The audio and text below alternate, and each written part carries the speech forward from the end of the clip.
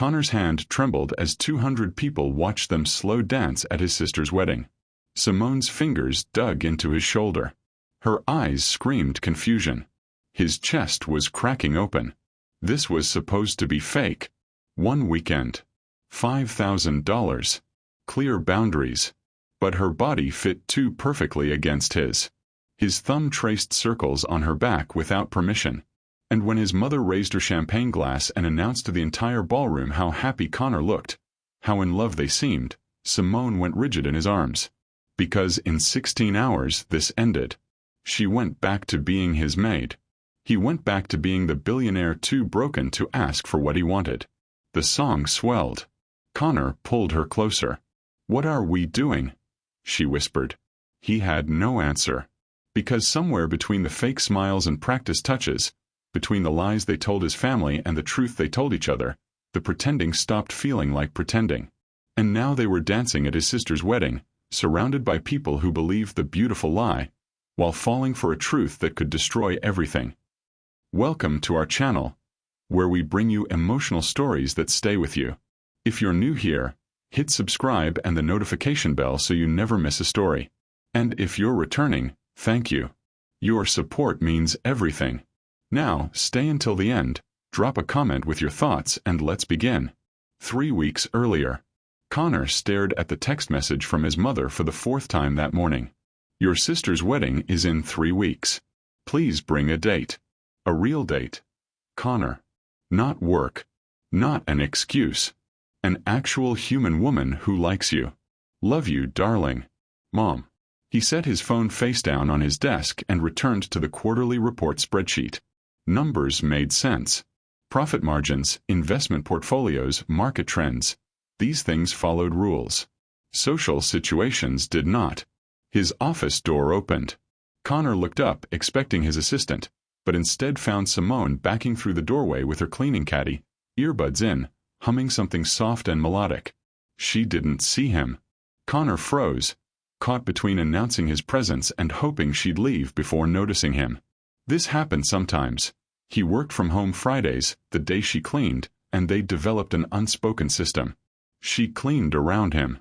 He pretended to be too absorbed in work to notice. They'd exchange maybe 5 words total. Simone set her caddy down and pulled out the furniture polish. She wore jeans and a simple green t-shirt. Her natural hair pulled back in a low puff. She moved with quiet efficiency, the kind that came from years of making herself invisible in other people's spaces. She turned toward his desk. Jumped. Hand flew to her chest. Oh my God. She yanked out her earbuds. Mr. Hayes. I'm so sorry. I didn't realize you were. I can come back later. No, it's fine. Connor's voice came out too formal. Too stiff. He cleared his throat. I mean, you're fine. Keep working. I'm just working. Smooth, his brain mocked him. Really smooth. You sure? Simone's eyebrows drew together. I don't want to disturb you. You're not disturbing me. Silence stretched between them. Simone shifted her weight. Connor looked back at his computer screen, seeing nothing. Okay then.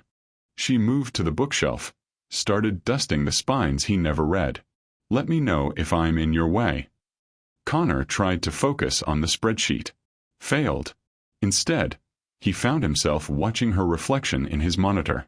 She was probably 33, maybe 35. He'd hired her through a service 6 months ago after his previous maid quit. The service sent a brief file. Professional, punctual, excellent references.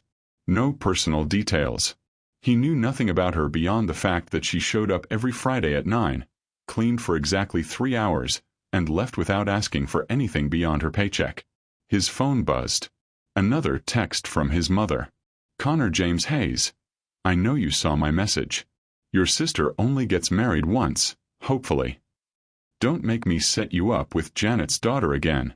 Connor's stomach clenched at the memory. Janet's daughter had spent 2 hours at a charity gala explaining her supplement pyramid scheme while Connor calculated escape routes. He glanced at Simone. She was reaching for a high shelf, standing on her toes, completely absorbed in removing dust from a crystal award he'd won for some tech innovation he couldn't remember. The idea hit him like a glass of ice water. No, absolutely not. That would be insane. Inappropriate. Crossing every professional boundary that existed. His thumb hovered over his mother's text. Simone moved to his desk area. I'm just gonna get the window behind you real quick. Wait.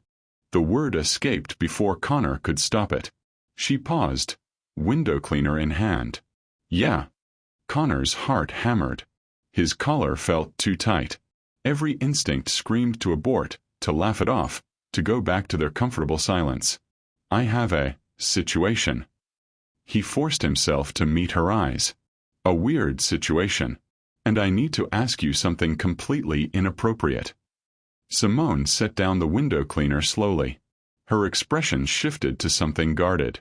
Mr. Hayes, if this is going where I think it's going. No. God, no. Nothing like that.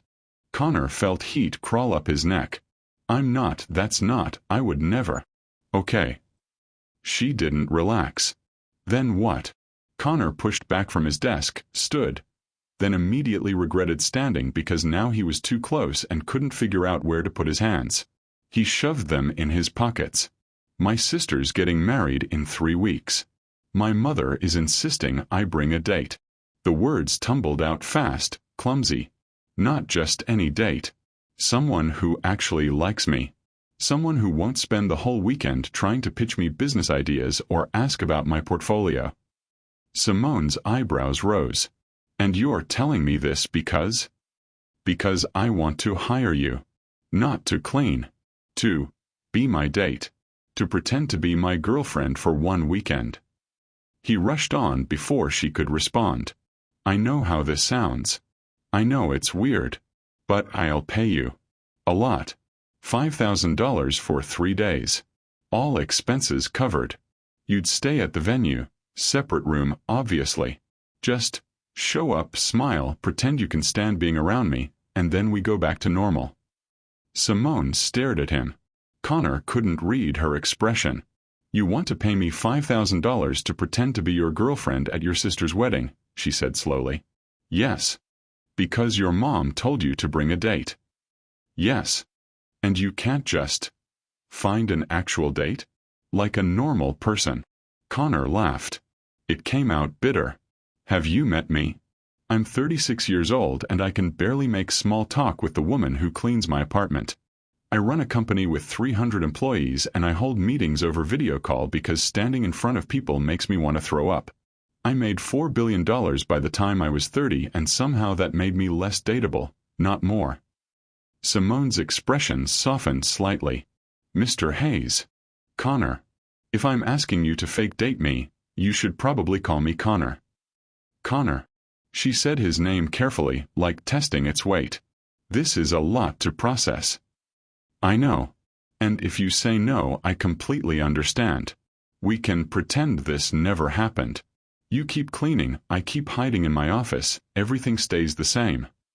Simone picked up her window cleaner, sprayed the glass behind his desk, wiped it in slow circles. Connor watched her reflection think. Why me? She finally asked. You could hire an actress. Someone used to pretending. Because you're real. Connor's voice came out quieter than he intended. Every woman I meet either wants my money or wants to be associated with my name. You're the only person who treats me like I'm just a guy.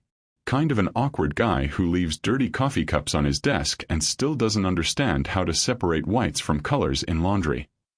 A smile tugged at Simone's mouth. You really don't separate your laundry? Everything's gray now. It's fine. She laughed. Actually laughed. The sound loosened something in Connor's chest. $5,000, she said. 5,000. Plus travel, wardrobe, everything you need. Simone set down the window cleaner, crossed her arms, studied him with an intensity that made Connor want to fidget. I need to think about it. Of course. Take all the time you. I'll tell you Monday. That enough time? Connor nodded, not trusting his voice. Simone gathered her cleaning supplies. At the door she paused. For what it's worth. You're not that awkward. Then she was gone, leaving Connor alone with his spreadsheet and the faint scent of lemon furniture polish and something else. Something that might have been hope. Monday came too slowly and too fast. Connor had drafted 17 different texts over the weekend. Deleted all of them. Convinced himself she'd say no. Convinced himself she'd say yes. Spiraled through every possible outcome until Sunday night when he'd given up on sleep entirely and answered emails at 3 in the morning. The doorbell rang at 9:15. Simone stood in his hallway wearing the same jeans and green shirt from Friday. Her expression was unreadable. "Can I come in?" she asked. "We should probably talk about this face to face." Connor stepped aside. She walked past him into the living room, but didn't sit. He hovered near the kitchen island, maintaining distance. "I Googled you," Simone said. "After Friday. I'd never actually looked you up before. Always just showed up, did my job, left." Connor's stomach sank. "And you started your company when you were 24. Built it from nothing. Forbes called you one of the most influential tech innovators under 40. She paused.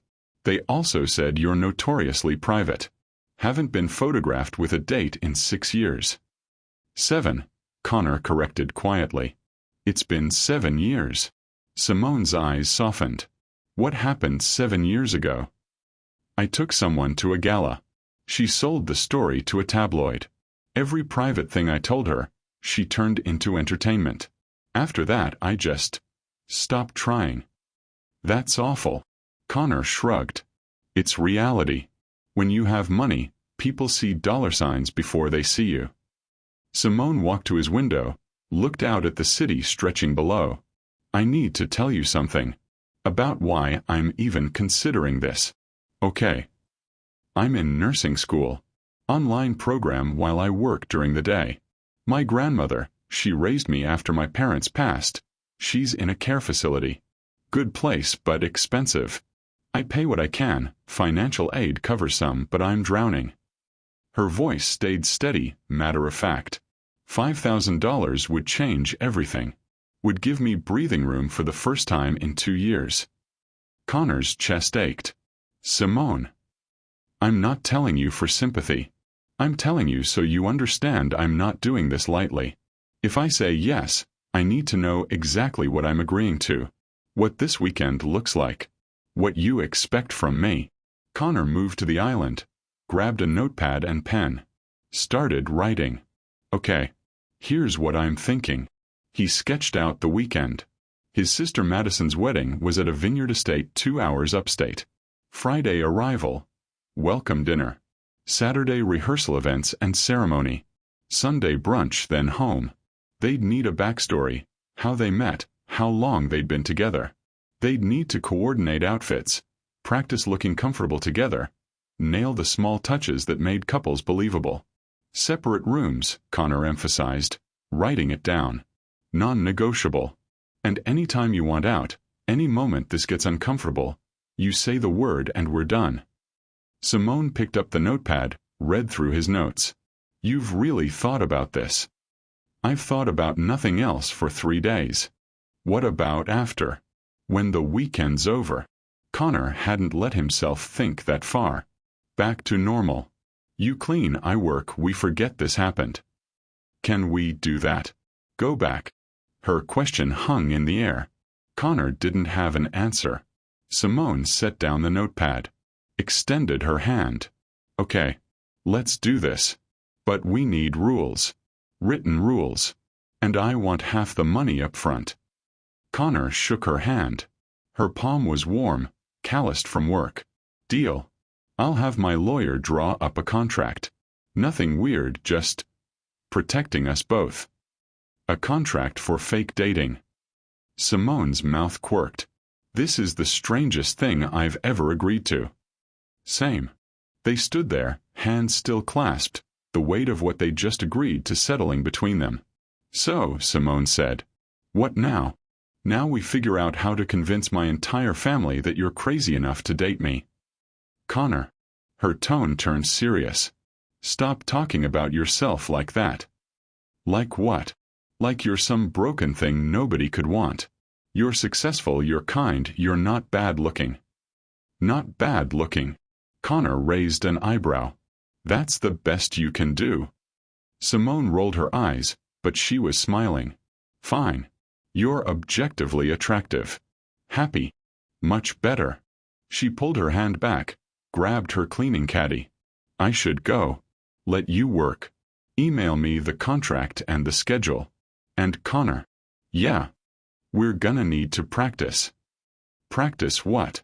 Simone looked at him like he was adorably clueless. Being a couple. If we show up at this wedding and you can barely look at me, nobody's buying it. So we practice. Coffee dates. Walking around holding hands. Being in each other's space without looking like we're about to bolt. Connor's heart rate kicked up. Oh, right. That makes sense. Friday. 6 o'clock. There's a coffee shop on 5th and Maple. We'll start there. She left before Connor could respond. He stood in his empty apartment, staring at the door, trying to process what had just happened. His phone buzzed. Text from his mother. Have you found a date yet? Madison's asking. Connor typed back. Yes. Her name's Simone.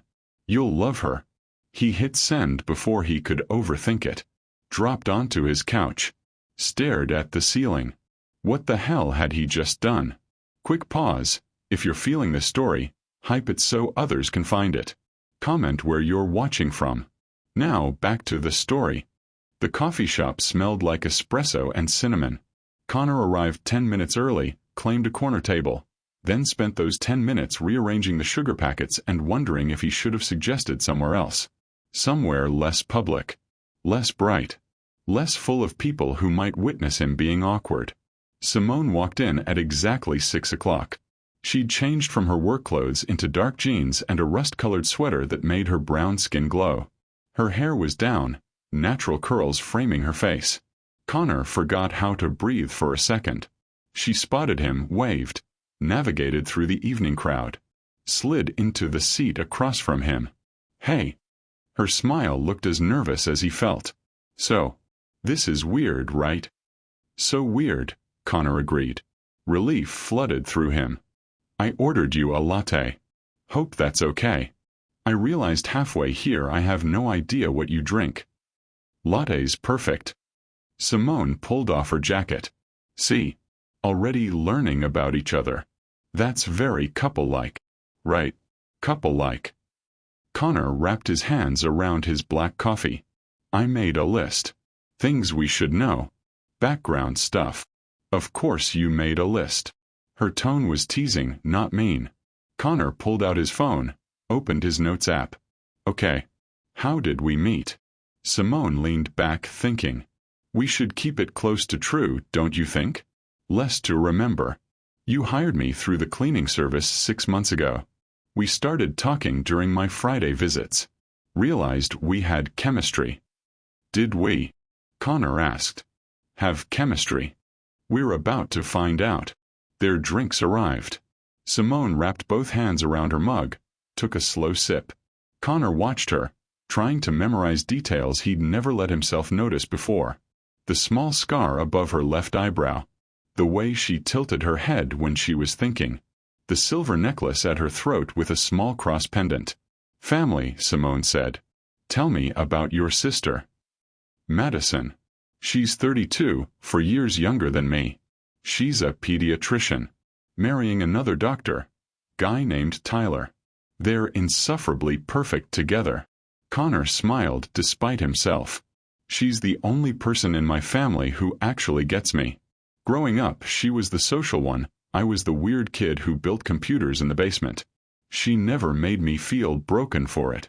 You keep using that word. Broken. Because it's accurate. No. Simone's voice went firm. It's not. You're introverted. That's not the same as broken. Connor looked down at his coffee. My parents don't see it that way. My dad ran a Fortune 500 company. Never met a room he couldn't command. My mom throws charity galas like breathing. They kept waiting for me to grow out of being shy. When I didn't, they just started working around me. That must have been lonely. Yeah. The admission came out quiet. Madison was different, though. She never tried to fix me. Just accepted me. Simone reached across the table. Hesitated. Then placed her hand over his. Connor's brain short-circuited. Her palm was warm. Soft. He could feel her pulse where her fingers wrapped around his wrist. "We're practicing," she said gently. "This okay?" He nodded, not trusting his voice. "Your turn. Ask me something." Connor's thoughts scattered. Her hand was still on his. Your grandmother. Tell me about her." Simone's expression softened. "Her name's Dorothy. 78. Raised me from age 12 after my parents died in a car accident. She worked 2 jobs to keep us afloat, never complained once. Taught me everything about being strong, about taking care of yourself." Her thumb traced absent circles on his wrist. "Alzheimer's started showing up 3 years ago. She's in memory care now. Some days she knows me. Some days I'm a stranger. I'm sorry." "Don't be. She gave me 26 good years. I'm trying to give her as many good days as I can." Simone pulled her hand back, wrapped it around her mug again. "She's the reason I'm doing nursing. Watching her care workers, seeing how much they mattered. I wanted to be that for other people." "That's incredible." "It's survival. I'm good at survival." They sat in comfortable silence for a moment. Around them, the coffee shop hummed with evening energy. College students studying. Couples on dates. The lonely and the connected existing in the same space. "So," Simone said, "what's your family gonna think when you show up with a black woman?" Connor blinked. "What? Come on. You're telling me race isn't gonna be a thing? Rich white family, vineyard wedding, country club crowd." "My family's not." Connor started, then stopped. "Okay. My mom will probably say something. She doesn't mean harm, she's just tone deaf. And some of the extended family might be weird. But Madison and Tyler won't care. Madison's husband is second-generation Korean American. She's dealt with the awkward relatives." Simone studied him. "And you? Does it bother you that you're black?" Connor's voice rose slightly. The people at the next table glanced over. He lowered it. "No. Of course not. Why would it? I'm not accusing you of anything. I'm asking if you've thought about it. Because I have. I've thought about walking into your very white world and playing a role. I've thought about how your mother's friends will look at me. How they'll wonder if I'm after your money, if I'm good enough, if I belong." Connor's jaw tightened. "If anyone says anything, you'll what? Defend my honor." Simone's tone wasn't mocking, just realistic. "Connor, I appreciate that. But I've dealt with this my whole life. I'm not scared of it. I just need to know you've actually considered what you're asking me to walk into." "You're right. I should have thought about that." Connor ran his hand through his hair. "I'm sorry. I was so focused on my own anxiety about social situations, I didn't consider what you'd be dealing with." Apology accepted. Simone smiled. "See, we're already communicating like a real couple. Fighting and making up in one conversation." Connor laughed despite the tension. "Is that what couples do?" "Among other things." Simone pulled out her phone. "Okay. Let's nail down our story. 6 months ago, I showed up to clean your apartment. We started talking during my visits. What made you ask me out? In the real version, I'm asking you to a wedding because I'm socially incompetent and desperate. In the fake version, we're telling your family." Connor thought about it. "You left your book on my counter one day. A novel. I texted you about it, we started talking about books, realized we had similar taste. I asked if you wanted to grab coffee and discuss it." "Okay. That's sweet. What book?" "The Night Circus." Simone's eyes lit up. "Wait. That's actually one of my favorites." "Mine too." They stared at each other. Something shifted in the air between them. "Huh," Simone said softly. "Actual common ground." "Apparently." What else do you read? They fell into easy conversation. Books led to movies, led to music. Simone loved old R&B, grew up on Stevie Wonder and Marvin Gaye, had recently discovered Ari Lennox. Connor admitted he mostly listened to instrumental music while working but had a secret soft spot for terrible 90s pop. No. Simone looked delighted. You did not just admit to liking NSYNC. Only their early stuff. And this conversation never leaves this table. Oh, I'm absolutely telling your sister. Simone. She grinned. Relax. Your secret's safe. For now. An hour disappeared. Then another. The coffee shop started closing procedures around them. Connor couldn't remember the last time he'd talked to someone this long without his brain screaming at him to escape. Outside, the October air bit cold. Simone pulled her jacket tighter. Same time next week? She asked. Yeah.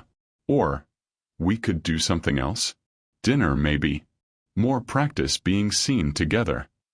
Dinner would be good. Simone stepped closer. Connor's breath caught. We should probably also practice the physical stuff.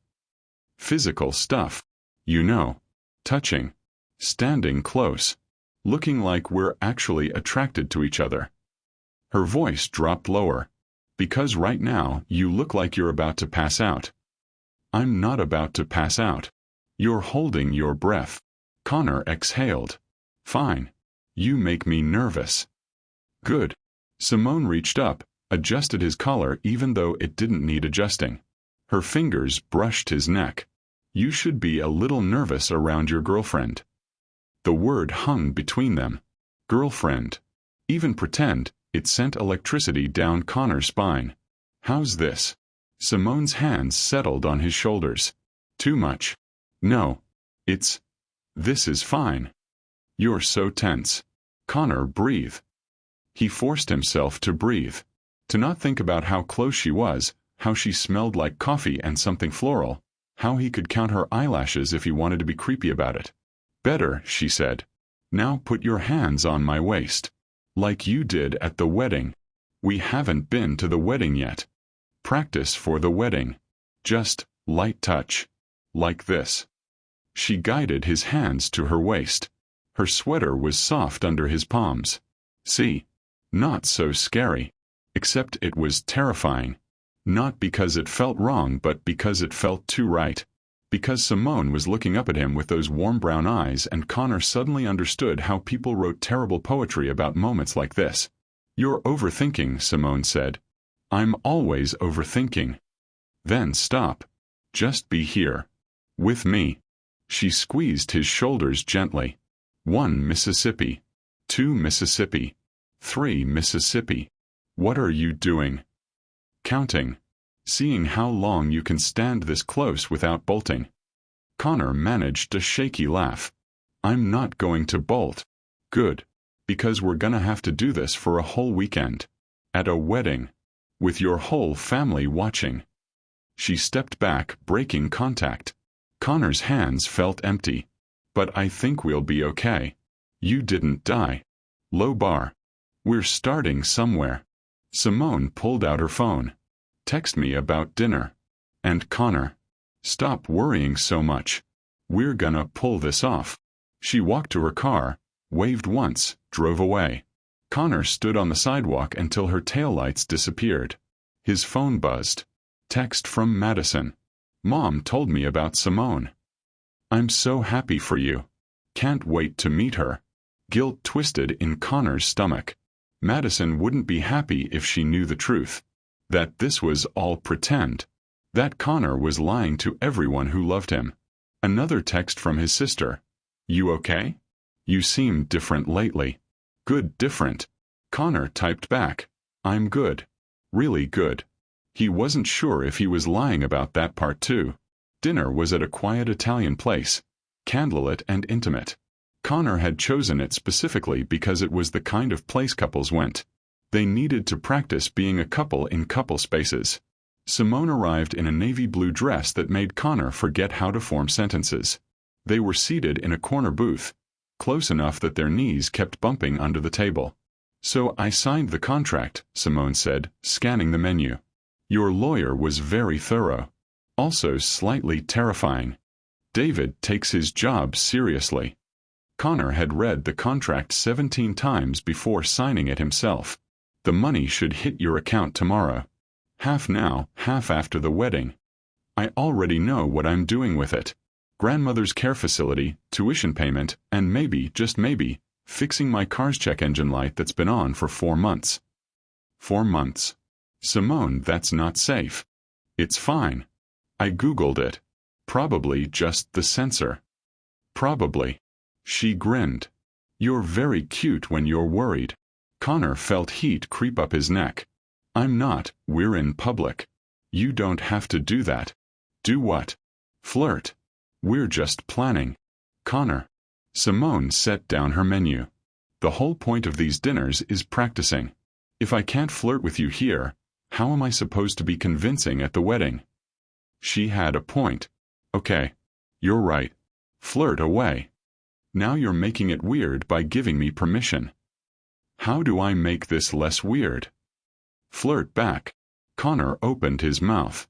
Closed it. Simone laughed. The sound bright and genuine. Okay, she said. New approach. Let's play a game. 2 truths and a lie. We learn random facts about each other, practice natural conversation, and I get to see if you're any good at reading people. I'm terrible at reading people. Then this'll be educational. I'll go first. Simone leaned forward, counting on her fingers. 1. I was a competitive swimmer in high school. 2. I can speak conversational French. 3. I've never left the country. Connor studied her. The way her eyes sparkled when she mentioned swimming. The slight hesitation before the French claim. The French is a lie, he said. You've never studied French. Wrong. I took 4 years in high school and 1 semester in college. The lie is swimming. I can barely float. Damn. Your turn. Connor thought. Okay. 1. I built my first computer at age 11. 2. I'm allergic to shellfish. 3. I've read the entire Lord of the Rings series 7 times. Simone's eyes narrowed. The computer thing is definitely true. You have tech nerd written all over you. Shellfish allergy. You haven't mentioned it, and we're at an Italian place with seafood on the menu. So that's the lie. Actually, the Lord of the Rings thing is the lie. I've only read it 3 times. You're sneaky. I learned from the best. Their food arrived. They fell into comfortable rhythm trading stories between bites. Simone talked about her college years, working overnight shifts at a diner while taking classes during the day. Connor told her about starting his company in a tiny apartment, surviving on instant ramen and ambition. Your family must be so proud, Simone said. Connor's fork paused halfway to his mouth. My dad is. In his way. He likes that I'm successful. Mom likes that I'm successful enough to get invited to the right parties, even if I don't actually go. But they don't really get what I do. Dad wanted me to get an MBA, take over his company. When I didn't, there was this disappointment. Like I'd wasted my potential on something frivolous. Tech innovation that's changed how millions of people work is frivolous? To him. Compared to legacy and tradition? Yeah. Simone reached across the table, linked her fingers with his. The gesture was becoming natural. Connor didn't even tense up this time. For what it's worth, she said, I think what you built is incredible. You created something from nothing. That takes guts. Thanks. Connor squeezed her hand. Your turn. What's something you're proud of? Something that has nothing to do with survival or necessity. Just something for you. Simone went quiet, thinking. I volunteer at the church I grew up in. Sunday mornings, I help with the children's program. Reading stories, teaching songs. It's not much, but those kids, they light up when you pay attention to them. When you make them feel seen. That's not much. That's everything. Their eyes met across the table. Held. Connor felt that shift again, that blurring of lines between pretend and real. The waiter appeared with dessert menus. The spell broke. "We should probably talk logistics," Connor said, pulling his hand back. "The wedding schedule. What you'll need to pack." "Right. Logistics." Simone's voice sounded slightly off. "Hit me with details." Connor pulled out his phone, brought up the itinerary. "Friday, we drive up together around 2. Welcome dinner at 7. Saturday morning there's a couples cooking class." "A what?" "My sister's idea. She's very into experiential wedding events. Then rehearsal at 4, ceremony at 6, reception until midnight. Sunday brunch at 10, then we're free." "Couples cooking class." Simone shook her head. "Your sister knows how to make things interesting." "You have no idea. She also scheduled a group hike and a wine tasting. So basically, we'll be performing for 3 days straight with no breaks." "Pretty much." Connor hesitated. "Is that okay? I know it's a lot. Connor, I signed up for this. I'm not backing out." Simone pulled out her own phone. "But we need to nail down our physical comfort level. Because if we're going to be hiking together, cooking together, dancing together, we need to look natural." "What do you suggest?" "More practice. Can I come over tomorrow? Your place. We can run through scenarios, practice walking around together, figure out the comfortable distance for various situations." The idea of Simone in his apartment when she wasn't cleaning sent Connor's brain into overdrive. "Tomorrow works. 7. Perfect." Simone smiled, but something flickered in her eyes. Something that looked like nervousness. "This is going to work, right? We're not going to crash and burn in front of your entire family." "We're not going to crash and burn." "You sound confident." "I'm not. But you are. And I'm learning to trust your confidence." Simone's smile turned genuine. "Look at you. Character growth already." They finished dessert, split the check despite Connor's protests. Outside, the October night had turned crisp. Simone pulled her coat tight. "Walk me to my car," she asked. They walked slowly, close enough that their shoulders brushed. At her car, an older Honda with a dent in the passenger door, Simone turned to face him. "So," she said, "we've held hands. We've had dinner. We've practiced standing close. What's next on the fake relationship curriculum?" Connor's heart hammered. "I don't know. What do real couples do?" "Depends on the couple." Simone stepped closer. "Some move fast. Some take it slow. What kind of couple are we supposed to be?" "The kind that's been together 6 months. So, somewhere in the middle." "That sounds right."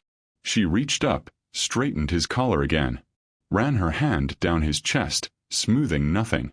"Your family's gonna expect us to be comfortable. Really comfortable. Like we've kissed before comfortable." Connor's mouth went dry. "Are you saying we need to practice kissing? Eventually. Maybe." Simone's hand settled over his heart.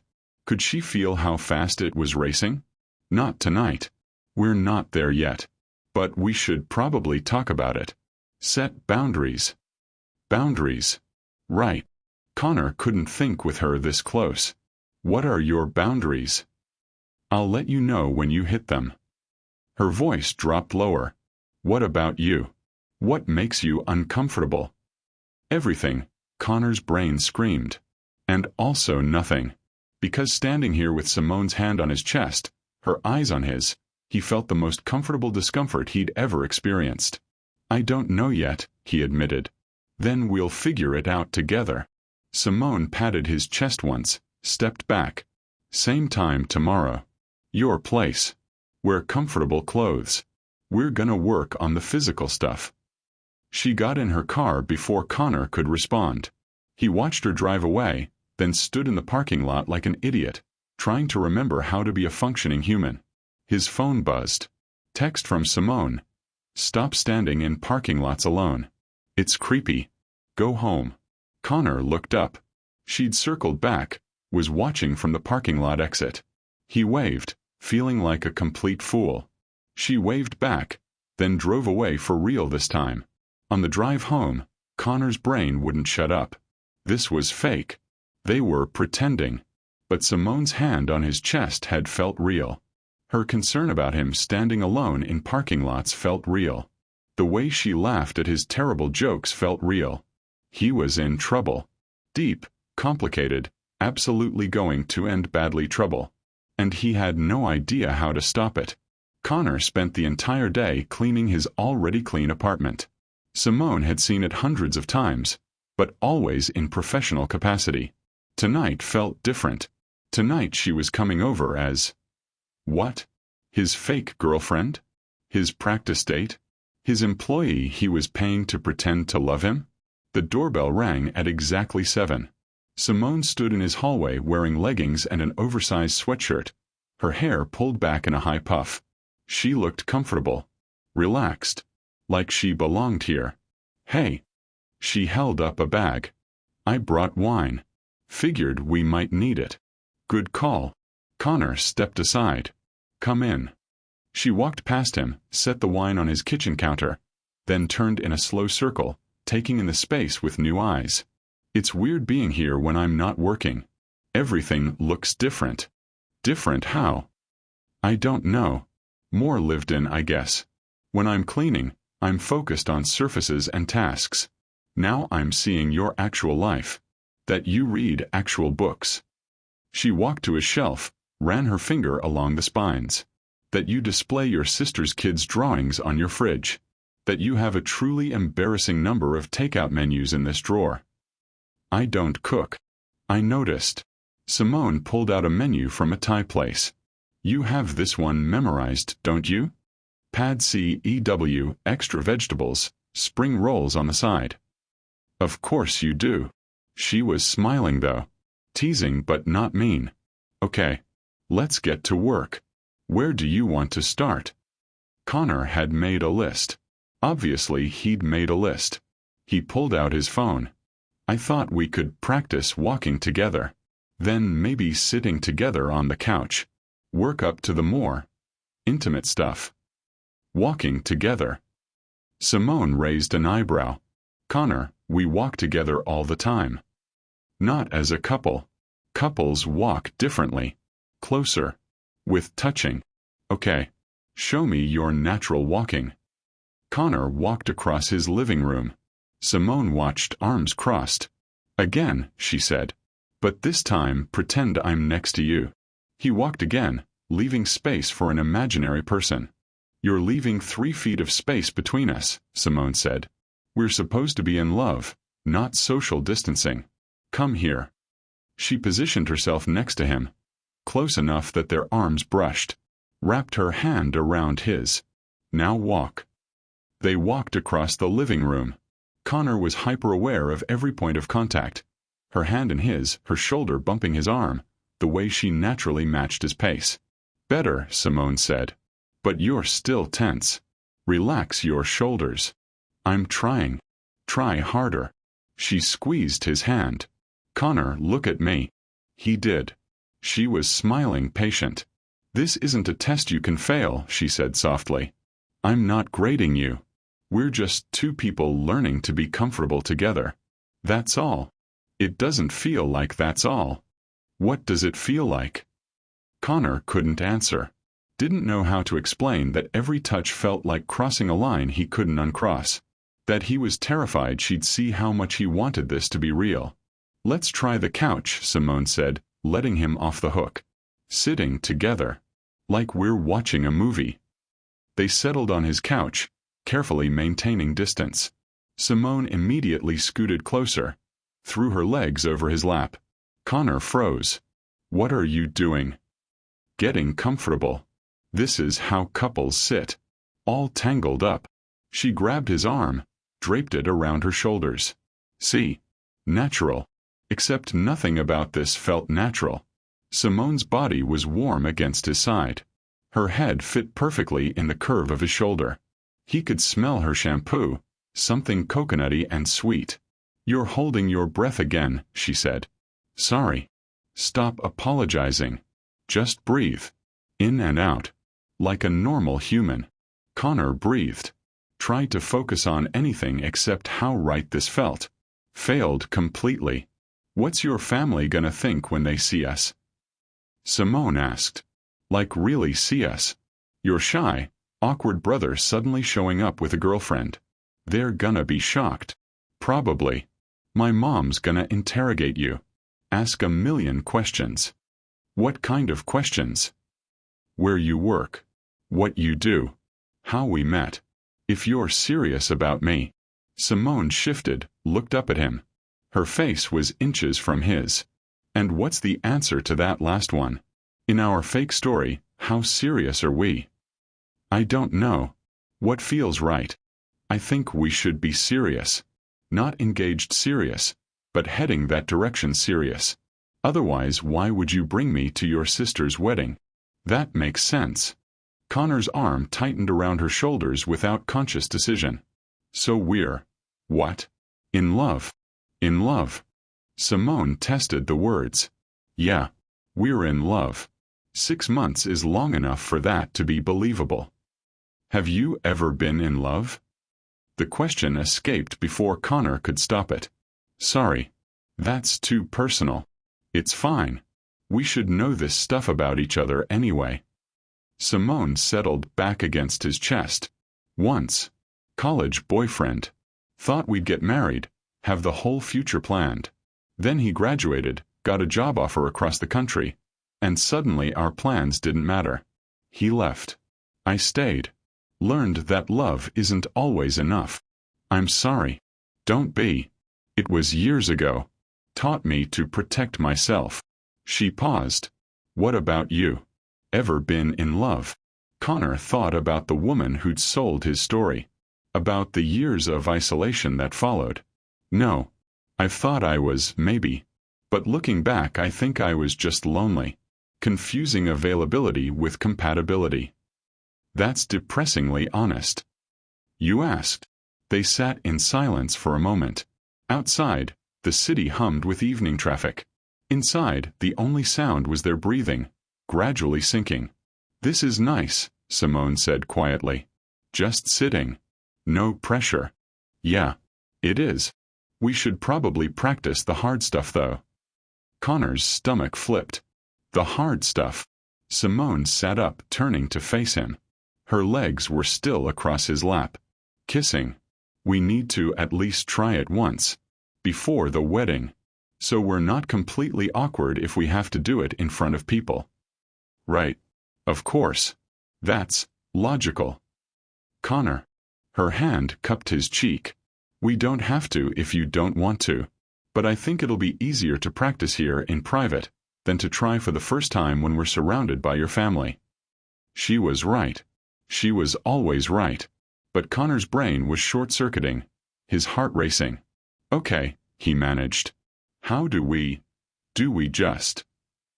We start slow. Simone shifted closer, her knees pressing into his thighs. First, we need to be comfortable being this close. Face to face. Can you do that? Connor nodded, not trusting his voice. Good. Now look at me. Actually, look at me. Not past me, not through me. At me. He forced himself to meet her eyes. Warm brown, flecked with gold in the lamplight. Patient. Kind. Hi, she said softly. Hi. I'm going to put my hand on your shoulder. That okay? Yeah. Her hand settled on his shoulder, warm through his shirt. Now you put your hands on my waist. Just resting. Light touch. Connor's hands moved to her waist, settling carefully. She was solid and real under his palms. Perfect. Simone's other hand came up, fingers threading into his hair at the nape of his neck. Connor's eyes nearly rolled back. Still okay. Very okay. She smiled. Good. Because we're just gonna sit like this for a minute. Get used to being in each other's space. They sat, faces inches apart, breathing the same air. Connor could count her eyelashes, could see the small freckle above her lip, could feel her heartbeat where their chests nearly touched. You're doing great, Simone whispered. Much better than our first coffee shop attempt. You make it easy. Do I? Yeah. You're patient. You don't make me feel stupid for being nervous. Connor, you're not stupid. You're just human. Her thumb traced the line of his jaw. We're gonna try it now. Just a quick one. Practice. That's all this is. Practice, Connor repeated. Right. Simone leaned in slowly, giving him every chance to pull back. Her lips brushed his. Soft, tentative, barely there. Then gone. Connor's brain exploded. His hands tightened on her waist involuntarily. Okay? Simone asked, still close. Yeah. I'm okay. That was okay. Want to try again? Little longer this time. Connor nodded beyond words. This time when Simone kissed him, she lingered. Her lips moved against his, gentle but sure. Connor let himself respond, let himself get lost in the sensation of warmth and pressure and the soft sound she made when his hand slid up her back. When they broke apart, both were breathing hard. That was better, Simone said, but her voice sounded unsteady. Yeah, better. They stared at each other. Something had shifted. The air felt charged, dangerous. Simone scrambled back, putting distance between them. We should probably stop there. Don't want to overdo it. Right. Of course. Connor's hands felt empty. His lips were still tingling. That was good. Good practice. Very convincing. Simone stood, walked to the kitchen, poured herself a large glass of wine with slightly shaking hands. Your family will definitely believe we're together. Definitely. Awkward silence filled the apartment. Connor didn't know what to do with his hands. Simone drank her wine too fast. I should probably go, she said finally. It's getting late. It's 8:30. Right. But I have things. Tomorrow things. Early things. Simone. She stopped at the door, hand on the knob. Yeah. Was that? Connor couldn't finish the question. Was that okay? Was that weird? Did you feel what I felt? It was fine, Simone said quickly. Just practice. Exactly what we needed. I'll see you Friday. For the drive up. Friday. Right. She left before he could say anything else. Connor sat on his couch, stunned, still feeling the ghost of her lips on his. His phone buzzed. Text from Simone. That was good practice. We'll be fine at the wedding. Don't overthink it. Connor stared at the message. Don't overthink it. As if he'd ever been capable of not overthinking anything in his entire life. He was in so much trouble. Connor didn't hear from Simone for 2 days. No texts. No calls. Radio silence. He told himself it was fine. They'd practiced enough. They had their story down. They'd kissed. That had been the final hurdle. Now they just needed to execute. But Wednesday evening, his doorbell rang unexpectedly.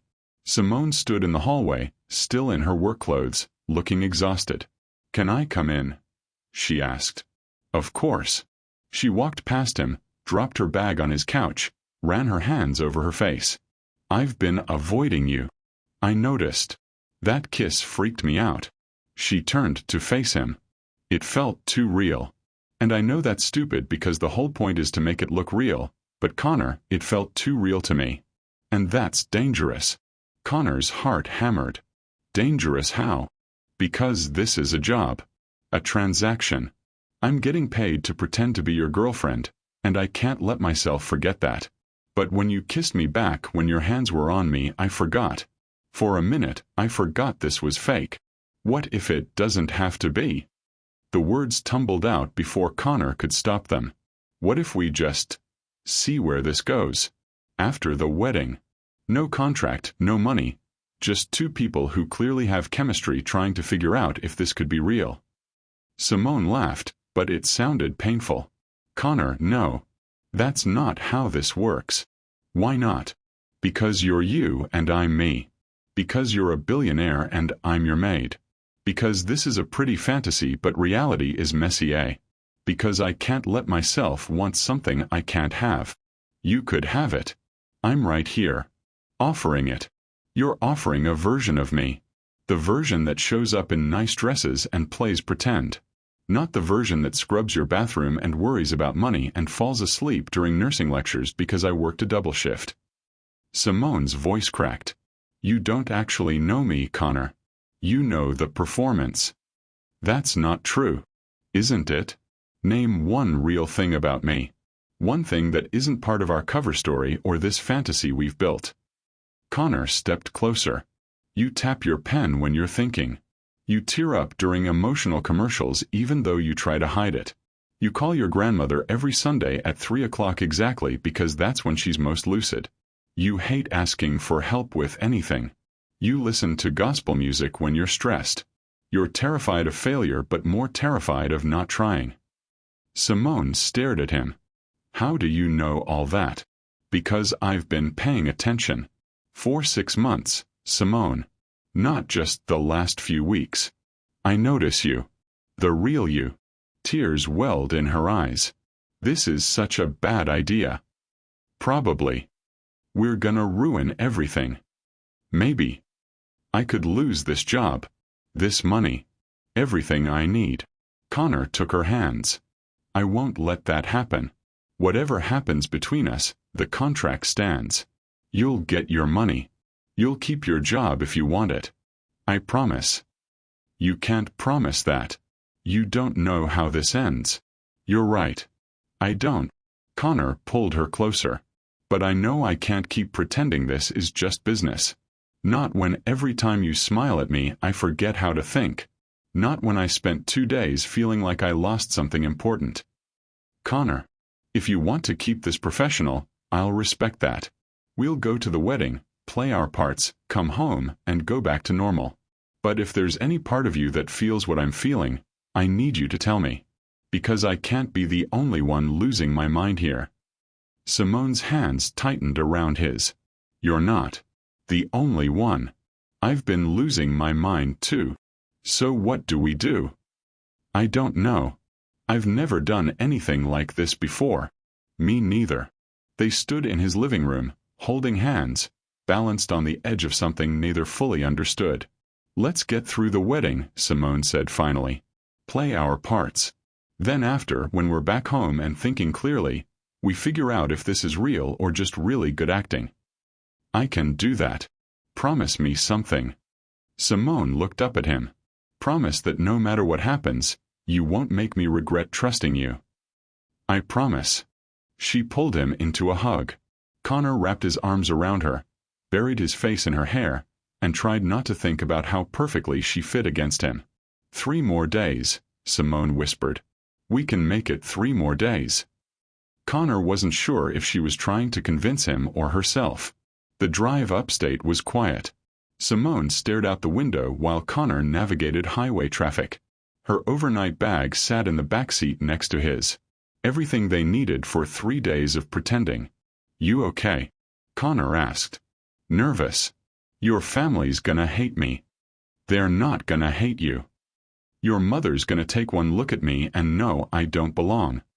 Connor reached over, grabbed her hand. Hey, look at me. She did. Her eyes were scared. You belong, Connor said firmly. You belong because I want you there.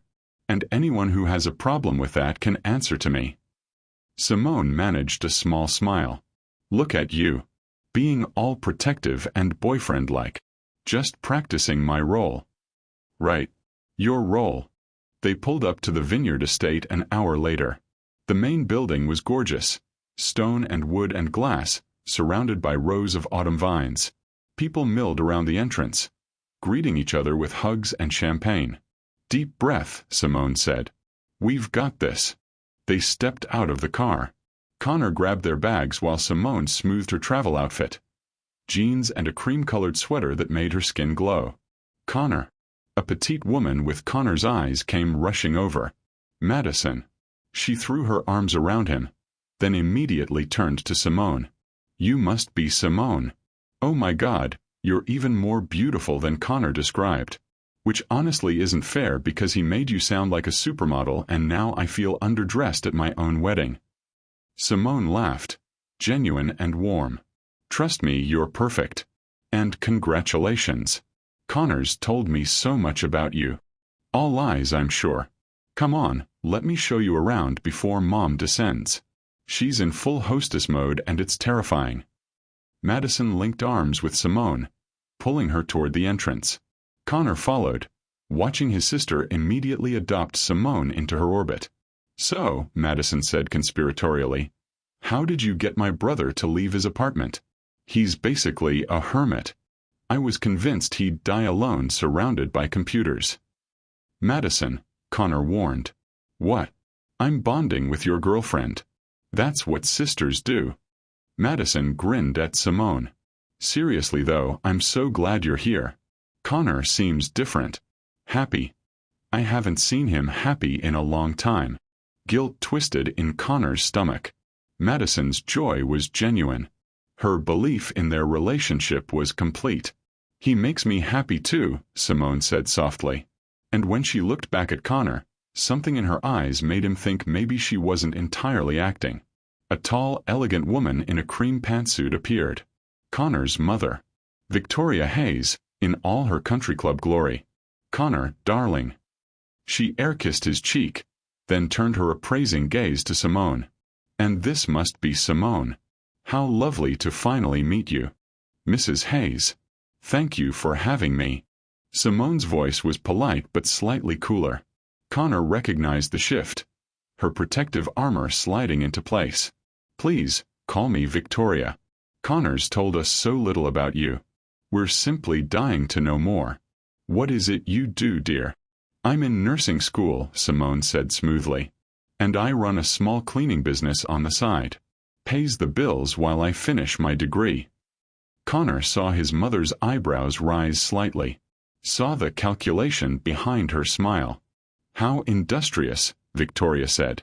And how did you two meet? Through work, Connor jumped in. Simone's company was contracted for my building. We started talking, realized we had common interests, and things developed from there. Common interests. His mother's smile didn't reach her eyes. How wonderful. Well, I'm sure we'll have plenty of time to chat over the weekend. Dinner's at 7. Don't be late. She swept away. Madison made an apologetic face. Don't mind her. She's just protective. Give her time to warm up. After Madison left to handle other guests, Simone turned to Connor. Your mom hates me. She doesn't hate you. She's just suspicious. Same thing in country club language. Connor pulled her close, pressed a kiss to her forehead. It was supposed to be for show, other guests were watching, but it felt natural. Necessary. We knew this wouldn't be easy, he murmured against her hair. But we're in this together, okay? You and me. Simone nodded against his chest. You and me. They walked inside to check in, and Connor tried not to think about how easily the lies were sliding off his tongue, or how much harder it was getting to remember which parts were lies. Connor straightened his tie for the third time, staring at his reflection in the guest room mirror. Down the hall, Simone was getting ready in her own room. Separate rooms, just like they'd agreed. Professional boundaries. Except nothing about this felt professional anymore. His phone buzzed. Text from Simone. Ready when you are. Meet you in the hallway? Connor replied. 2 minutes. He took one last look in the mirror. Navy suit, white shirt, no tie. Madison had declared the weekend elegant casual. Whatever that meant. The door across the hall opened. Simone stepped out. Connor forgot how to breathe.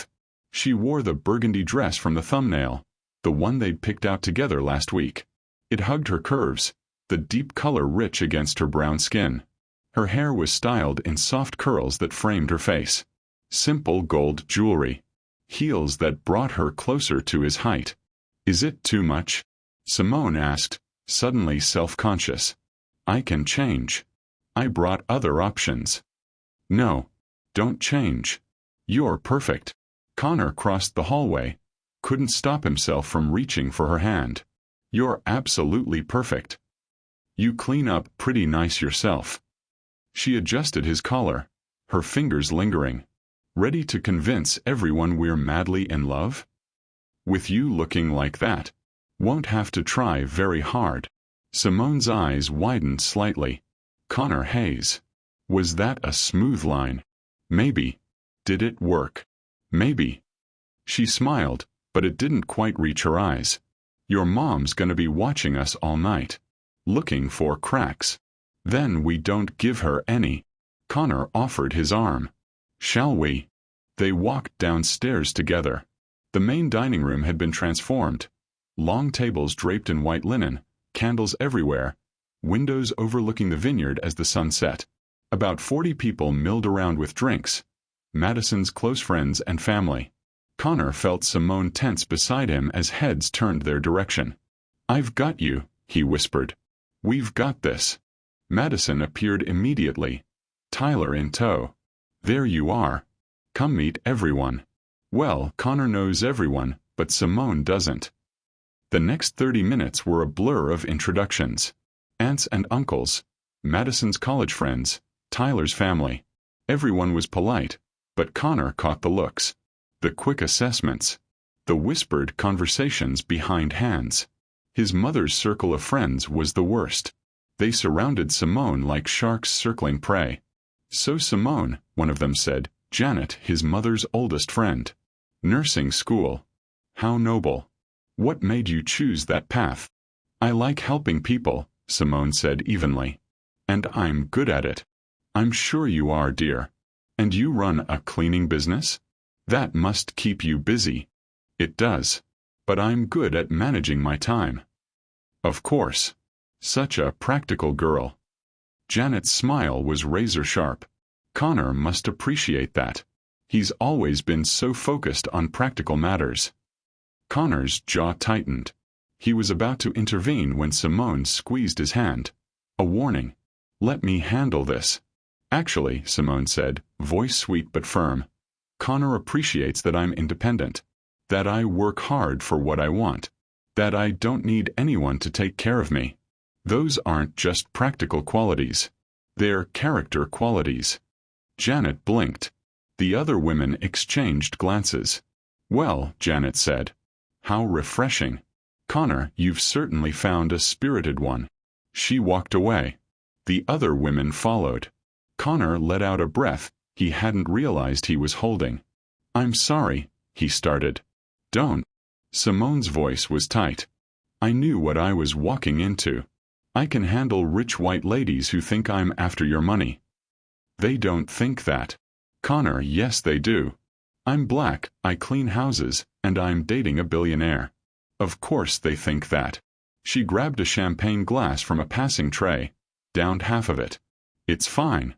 I've dealt with worse. Connor hated that she'd had to deal with any of it. Hated that he'd put her in this position. Dinner was announced. They found their seats. Connor next to his mother, Simone between Connor and one of Tyler's groomsmen. Safe territory. Or so Connor thought. So Simone, his mother said once everyone was seated. Tell me about your family. Where are you from originally? Here. Well, about an hour south. Born and raised. And your parents? What do they do?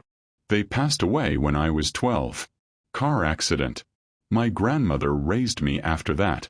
Victoria's expression softened slightly. Oh, I'm so sorry, dear. That must have been difficult. It was. But my grandmother is amazing. She made sure I had everything I needed. How lovely. And she must be so proud of you. Will she be visiting for the holidays? Connor saw Simone's hand tighten around her fork. She's in a memory care facility. Alzheimer's. So holidays are complicated. Oh my. Victoria actually looked uncomfortable. I had no idea. That's quite a burden for someone so young. It's not a burden. Simone's voice went cold. It's family. You take care of family. Awkward silence settled over their section of the table. Connor reached under the table, found Simone's hand, squeezed it. She squeezed back but didn't look at him. The groomsman next to Simone, bless him, jumped in with a story about Tyler's bachelor party. The tension broke. Conversation flowed again. But Connor felt Simone pulling away, retreating into herself, building walls. After dinner, there were toasts. Madison and Tyler stood together, glowing with happiness, thanking everyone for coming. Connor watched them and felt that guilt twist deeper. They believed in love, in forever, in happy endings. What was he doing? Playing pretend with someone who deserved real? You okay? Simone whispered. Yeah. You. I will be. Once we get through this weekend. Music started. A live band in the corner, playing something soft and jazzy. Couples moved to the makeshift dance floor. We should dance, Connor said. Everyone's watching. Of course they are. Simone stood, smoothed her dress. Let's give them a show. They moved to the floor. Connor pulled Simone close, one hand on her waist, the other holding hers. She fitted against him perfectly, like every other time they'd practiced. Except this time she was rigid, performing instead of feeling. Talk to me, Connor said quietly. What's going on in your head? Nothing. I'm fine. Simone. She looked up at him finally. Her eyes were bright with unshed tears. Your mom looked at me like I was a gold digger. Those women looked at me like I was entertainment. And the worst part? They're not wrong. I am here for money. I am performing. Everything they suspect about me is true. That's not true. You're here because I asked you. Because I wanted you here. You wanted someone here. Anyone who could play the part. I'm just convenient. Is that really what you think? Simone's breath hitched. I don't know what to think anymore. This was supposed to be simple.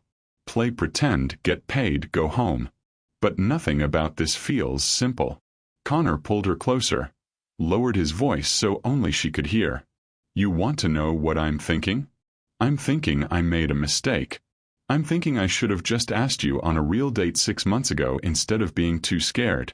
I'm thinking this whole fake relationship was the coward's way of getting close to you without risking rejection. Connor. I'm thinking every time I touch you, I forget it's supposed to be pretend.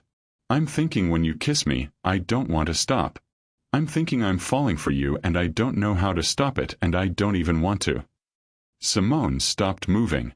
They stood in the middle of the dance floor, couples swaying around them, completely still. You can't say things like that, she whispered. Not here. Not now. Not when I'm trying so hard to keep my head straight. When then? After the wedding, when you disappear back into your life and I disappear into mine? When we go back to you cleaning my apartment and me hiding in my office? That was the deal. I don't want that deal anymore. Well, I do. Simone pulled away. Excuse me. I need air. She walked off the dance floor, heading for the exit. Connor stood there, frozen, aware that half the room was watching him. Madison appeared at his elbow. What just happened? I screwed up. Then go fix it. She's perfect for you, Connor. Don't let her get away. Connor didn't need to be told twice. He followed Simone outside, found her on a stone terrace overlooking the vineyard. The October night was cold, but she didn't seem to notice. She stood at the railing, arms wrapped around herself. Simone. Go back inside, Connor. Play your part.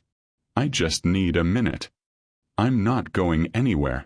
Connor shrugged off his jacket, draped it over her shoulders. And I'm sorry. For pushing. For making this harder than it needed to be. You didn't make it hard. I made it hard by catching feelings I had no business catching. She turned to face him. Do you know what the worst part is? I actually like your sister. I like her fiancé. I like the way your eyes light up when you talk about something you're passionate about. I like that you're kind to service staff and you tip too much and you get embarrassed when people compliment you. I like all these real things about you, and none of it matters because this isn't real. What if we made it real? How? You really want to date your maid? Explain that to your country club mother? Introduce me at your galas as the woman you met when she was cleaning your toilet. I don't care about any of that. But I do. Simone's voice cracked. I care that people will always wonder if I'm with you for money. I care that I'll always be the maid who got lucky. I care that your mother will never look at me like I'm good enough. And I care that you'll eventually realize you can do better. Connor grabbed her shoulders. Listen to me. You are the best thing that's happened to me in years. You're smart and funny and strong, and you don't take my crap. You make me want to be braver. You make me want to stop hiding. And I don't know what happens after this weekend, but I know I don't want to lose you. Connor, I know I'm asking for a lot. I know this is complicated and messy and everyone will have opinions. But I'm asking anyway. Give us a chance. A real one. Not for show, not for money. Just us. Figuring it out together. Simone's tears spilled over. This is such a bad idea. Probably the worst. We're going to crash and burn. Maybe. I'm going to get my heart broken. Not if I can help it. She laughed through her tears. You're ridiculous. You know that. I've been told. Simone pulled him down, kissed him hard. Not the practiced kisses from before. This was desperate, real, full of all the things they'd been too scared to say. When they broke apart, both were breathing hard. This doesn't solve anything, Simone said. We still have to get through this weekend. Your family still hates me. I'm still your employee. Everything's still complicated. I know. But after, when we get home, we try. For real. For real, Connor agreed. And Connor, if this falls apart, you still pay me. Contract's a contract. He laughed. Deal. They stood on the terrace, wrapped in each other and Connor's jacket, watching the stars come out over the vineyard. Behind them, through the windows, the party continued. His mother was probably wondering where they'd gone. Madison was probably worrying. The gossip was probably already spreading. But for this moment, none of it mattered. We should go back, Simone said eventually. Before people send a search party. Probably. Neither of them moved. Connor. Yeah. Thank you. For seeing me. The real me. Thank you for letting me. They walked back inside hand in hand. The party was winding down, people heading to their rooms. Madison caught Connor's eye, raised her eyebrows questioningly. He nodded. She smiled, relieved. His mother was talking to a group of her friends, but her gaze tracked Connor and Simone across the room. Her expression was unreadable. She's going to corner us tomorrow, Simone murmured. I can feel it. Let her. We'll handle it together. They said their goodnights, walked upstairs to their separate rooms. At Simone's door, Connor pulled her close one more time. Get some sleep, he said. Tomorrow's the cooking class. Then rehearsal. Then the wedding. The wedding where we have to convince everyone we're in love. Simone smiled. Shouldn't be too hard now. Not hard at all. She kissed him softly. Good night, Connor. Good night.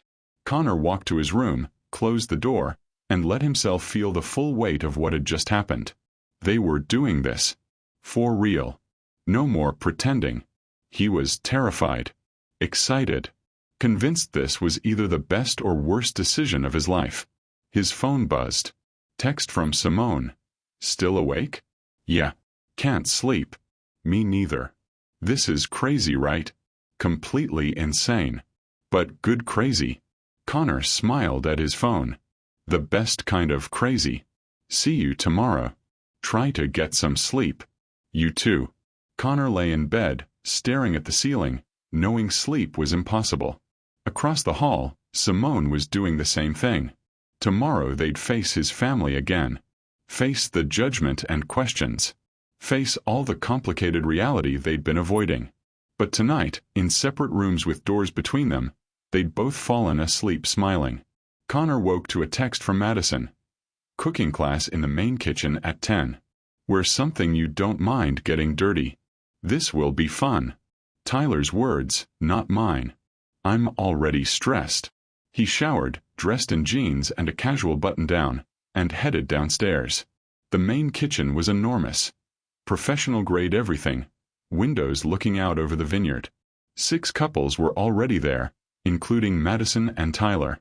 Simone stood by the window, coffee in hand, looking like she'd slept as poorly as he had. "Morning," Connor said, sliding up next to her. "Morning." She handed him her coffee cup. "You look like you need this more than me." He took a grateful sip. "How are you?" "Terrified." "Excited." "Confused." "All of the above." She lowered her voice. "Also, your mom's been staring at me for 5 minutes. Pretty sure she's trying to read my mind." Connor glanced over. Sure enough, his mother stood with her friends, not so subtly watching them. "Ignore her," Connor said. "Focus on me." That's dangerous advice. Living dangerously seems to be our thing now. The cooking instructor arrived, a cheerful chef named Marie who immediately started dividing them into pairs. Each couple would make one dish for tonight's rehearsal dinner. "Connor and Simone," Marie called out. "You'll be making the main course. Herb-crusted lamb with roasted vegetables." Connor and Simone exchanged glances. "I can't cook," they said simultaneously. Marie laughed. "That's what I'm here for. Don't worry, couples who cook together stay together. It's all about teamwork and communication." Connor wasn't sure if that was encouraging or terrifying. Marie walked them through the recipe. Connor was put in charge of preparing the lamb while Simone handled the vegetables. Simple enough. Except nothing was simple when your fake girlfriend turned maybe real girlfriend was standing close enough to brush against you every few seconds. "Hand me the rosemary," Simone said.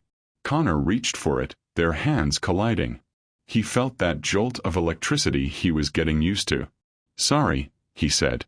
"Stop apologizing. We're in a relationship. We're allowed to touch." "Right. Still getting used to that." Madison appeared with Tyler, both covered in flour from making pasta. "How's it going over here?" "Connor's never handled meat before," Simone said, grinning. "It's adorable. I handle meat. I order it. From restaurants. Where professionals prepare it." Tyler laughed. "Dude, you're hopeless. Here, let me show you." While Tyler demonstrated proper lamb technique, Madison pulled Simone aside. Connor watched them from the corner of his eye, trying to hear their conversation over kitchen noise. "Really happy," Madison was saying. "I haven't seen him like this in years." "He's pretty special," Simone replied. Her voice was soft, genuine. "I didn't expect any of this. Love's like that. Sneaks up on you." Connor's heart clenched. Madison believed in them. Completely. And now that things were getting real, the lie felt heavier. "Connor," Tyler called. "Stop eavesdropping on your girlfriend and pay attention." "I wasn't eavesdropping." "Sure you weren't." Tyler handed him the knife. "Now, you're going to score the fat in a crosshatch pattern. Like this." Connor tried. Failed. Tried again. His lamb looked nothing like Tyler's demonstration. "It's fine," Simone said, appearing at his elbow. "Here. Let me help." She stood behind him, wrapped her hands around his, guided the knife. Connor was acutely aware of her body pressed against his back, her breath on his neck. "See," she murmured. "Teamwork." Connor turned his head slightly. Their faces were inches apart. "You're distracting me." "Good." Across the kitchen, he caught his mother watching them. Her expression had shifted. Less suspicious, more thoughtful. The next hour passed in a blur of chopping and seasoning and trying not to burn things. Simone was surprisingly competent with vegetables. Connor was surprisingly bad at everything else. "How did you survive before me?" Simone asked, rescuing his rosemary before he overchopped it into oblivion. "Takeout. Lots and lots of takeout. That's so sad. It's efficient. It's lonely." She said it without judgment, just observation. Eating alone every night. No one to cook for, no one to cook with. Connor set down the knife. "Not anymore though." "Not anymore," Simone agreed. They finished their lamb, miraculously. Marie declared it rustic but charming, which Connor suspected was chef speak for barely edible but you tried. As everyone cleaned up, Connor's mother approached. "Simone, dear." Could I speak with you privately? Just for a moment. Connor tensed. Mom. It's fine, Simone said, squeezing his hand. I can handle it. She followed Victoria onto the terrace. Through the window, Connor watched them talk. His mother said something. Simone responded, her posture straight, confident. Not backing down. Madison sidled up next to him. Mom's interrogating your girlfriend. I know. Should I intervene? Nah. Let Simone handle it. She seems capable. She is. Connor couldn't tear his eyes away from the window.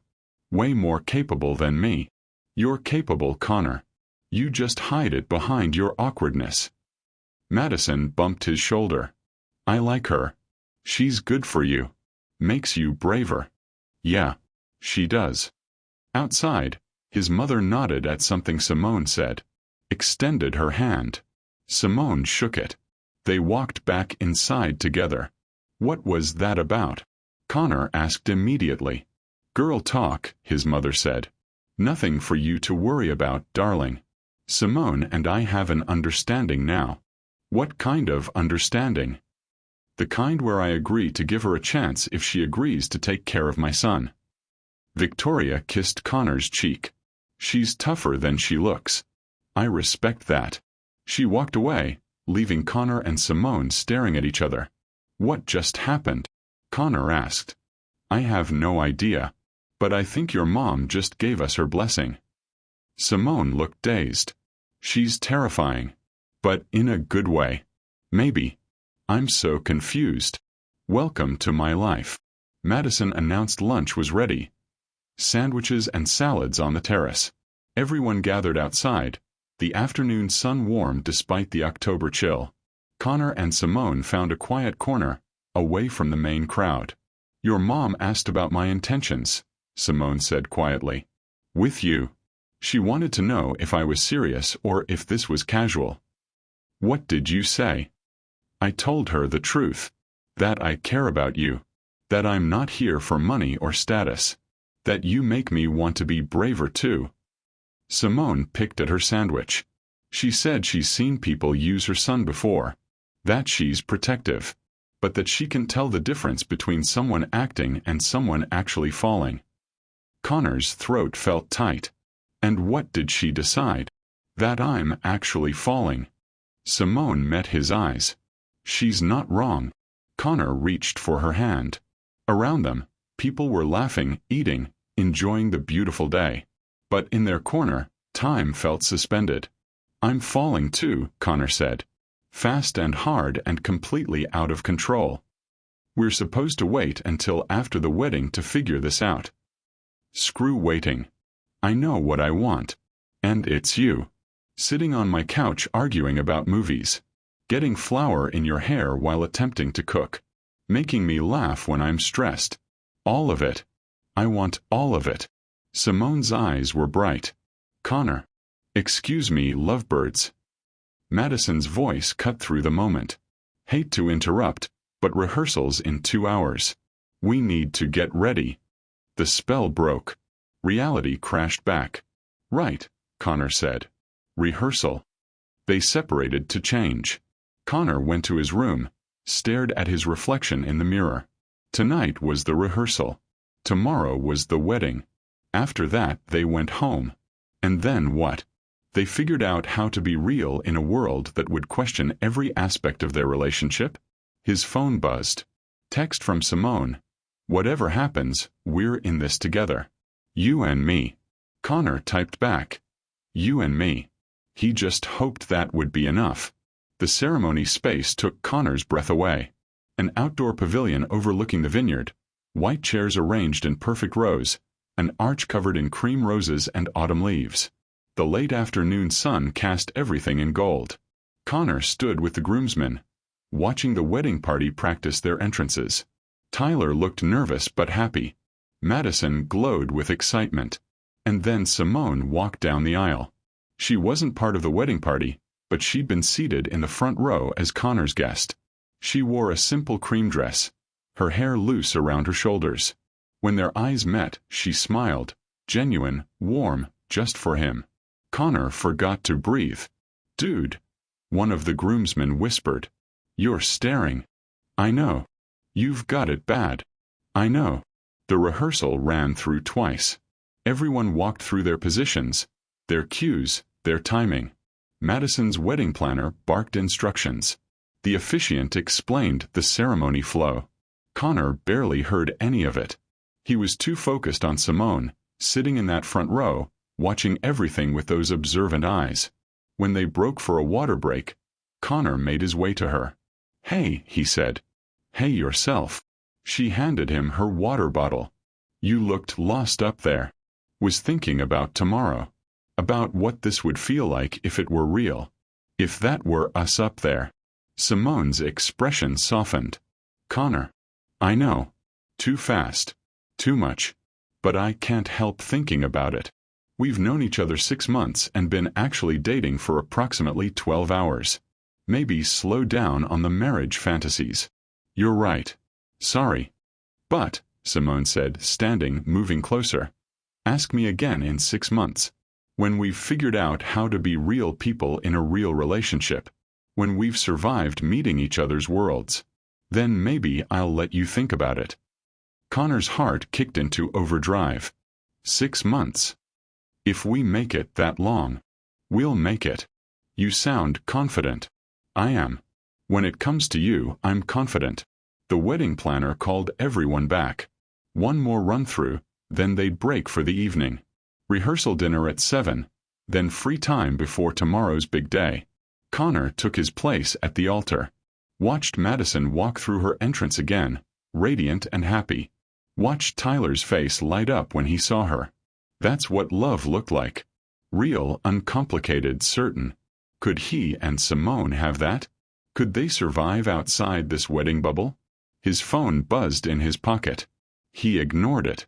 It buzzed again. And again. Finally, during a pause, he checked. 3 texts from an unknown number. "Connor Hayes. I'm a reporter with the New York Post. Working on a story about your relationship. Would love to talk to you about Simone Marshall. How you met. How long you've been together. Interesting story there." Connor's blood ran cold. How did a reporter know about Simone? They'd been so careful. No social media posts. No public appearances. Just this one weekend. Unless someone here had talked. Someone at the wedding. He looked around. His mother's friends were clustered together, whispering. One of them was on her phone. No. They wouldn't. Would they? Another text. "Spoke to some of your mother's friends. They mentioned Simone works as a maid? That's quite a story. Billionaire and his maid. Very pretty woman. I'd love to get your comment before we run the piece." Connor felt sick. This was his fault. He'd brought Simone into his world, into the spotlight, and now some gossip columnist was going to make her life hell. "Connor." Madison appeared at his elbow. "You okay? You look pale." "I need to talk to Simone. Right now." He didn't wait for permission. Crossed the ceremony space, grabbed Simone's hand, pulled her away from the crowd. "What's wrong?" she asked. Connor showed her his phone. Watched her face drain of color as she read the messages. "How did they?" She couldn't finish the sentence. "I don't know. Someone must have talked. Told them about us." "About me." "They told them about the maid dating the billionaire." Simone's voice went flat. "This is what I was afraid of. This is exactly what I knew would happen. We can handle this. I'll call my lawyer. We'll get ahead of it. Issue a statement."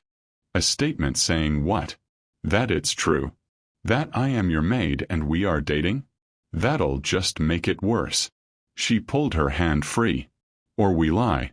Say it's not true. That'll make me look like a gold digger who's lying about our relationship." "Simone."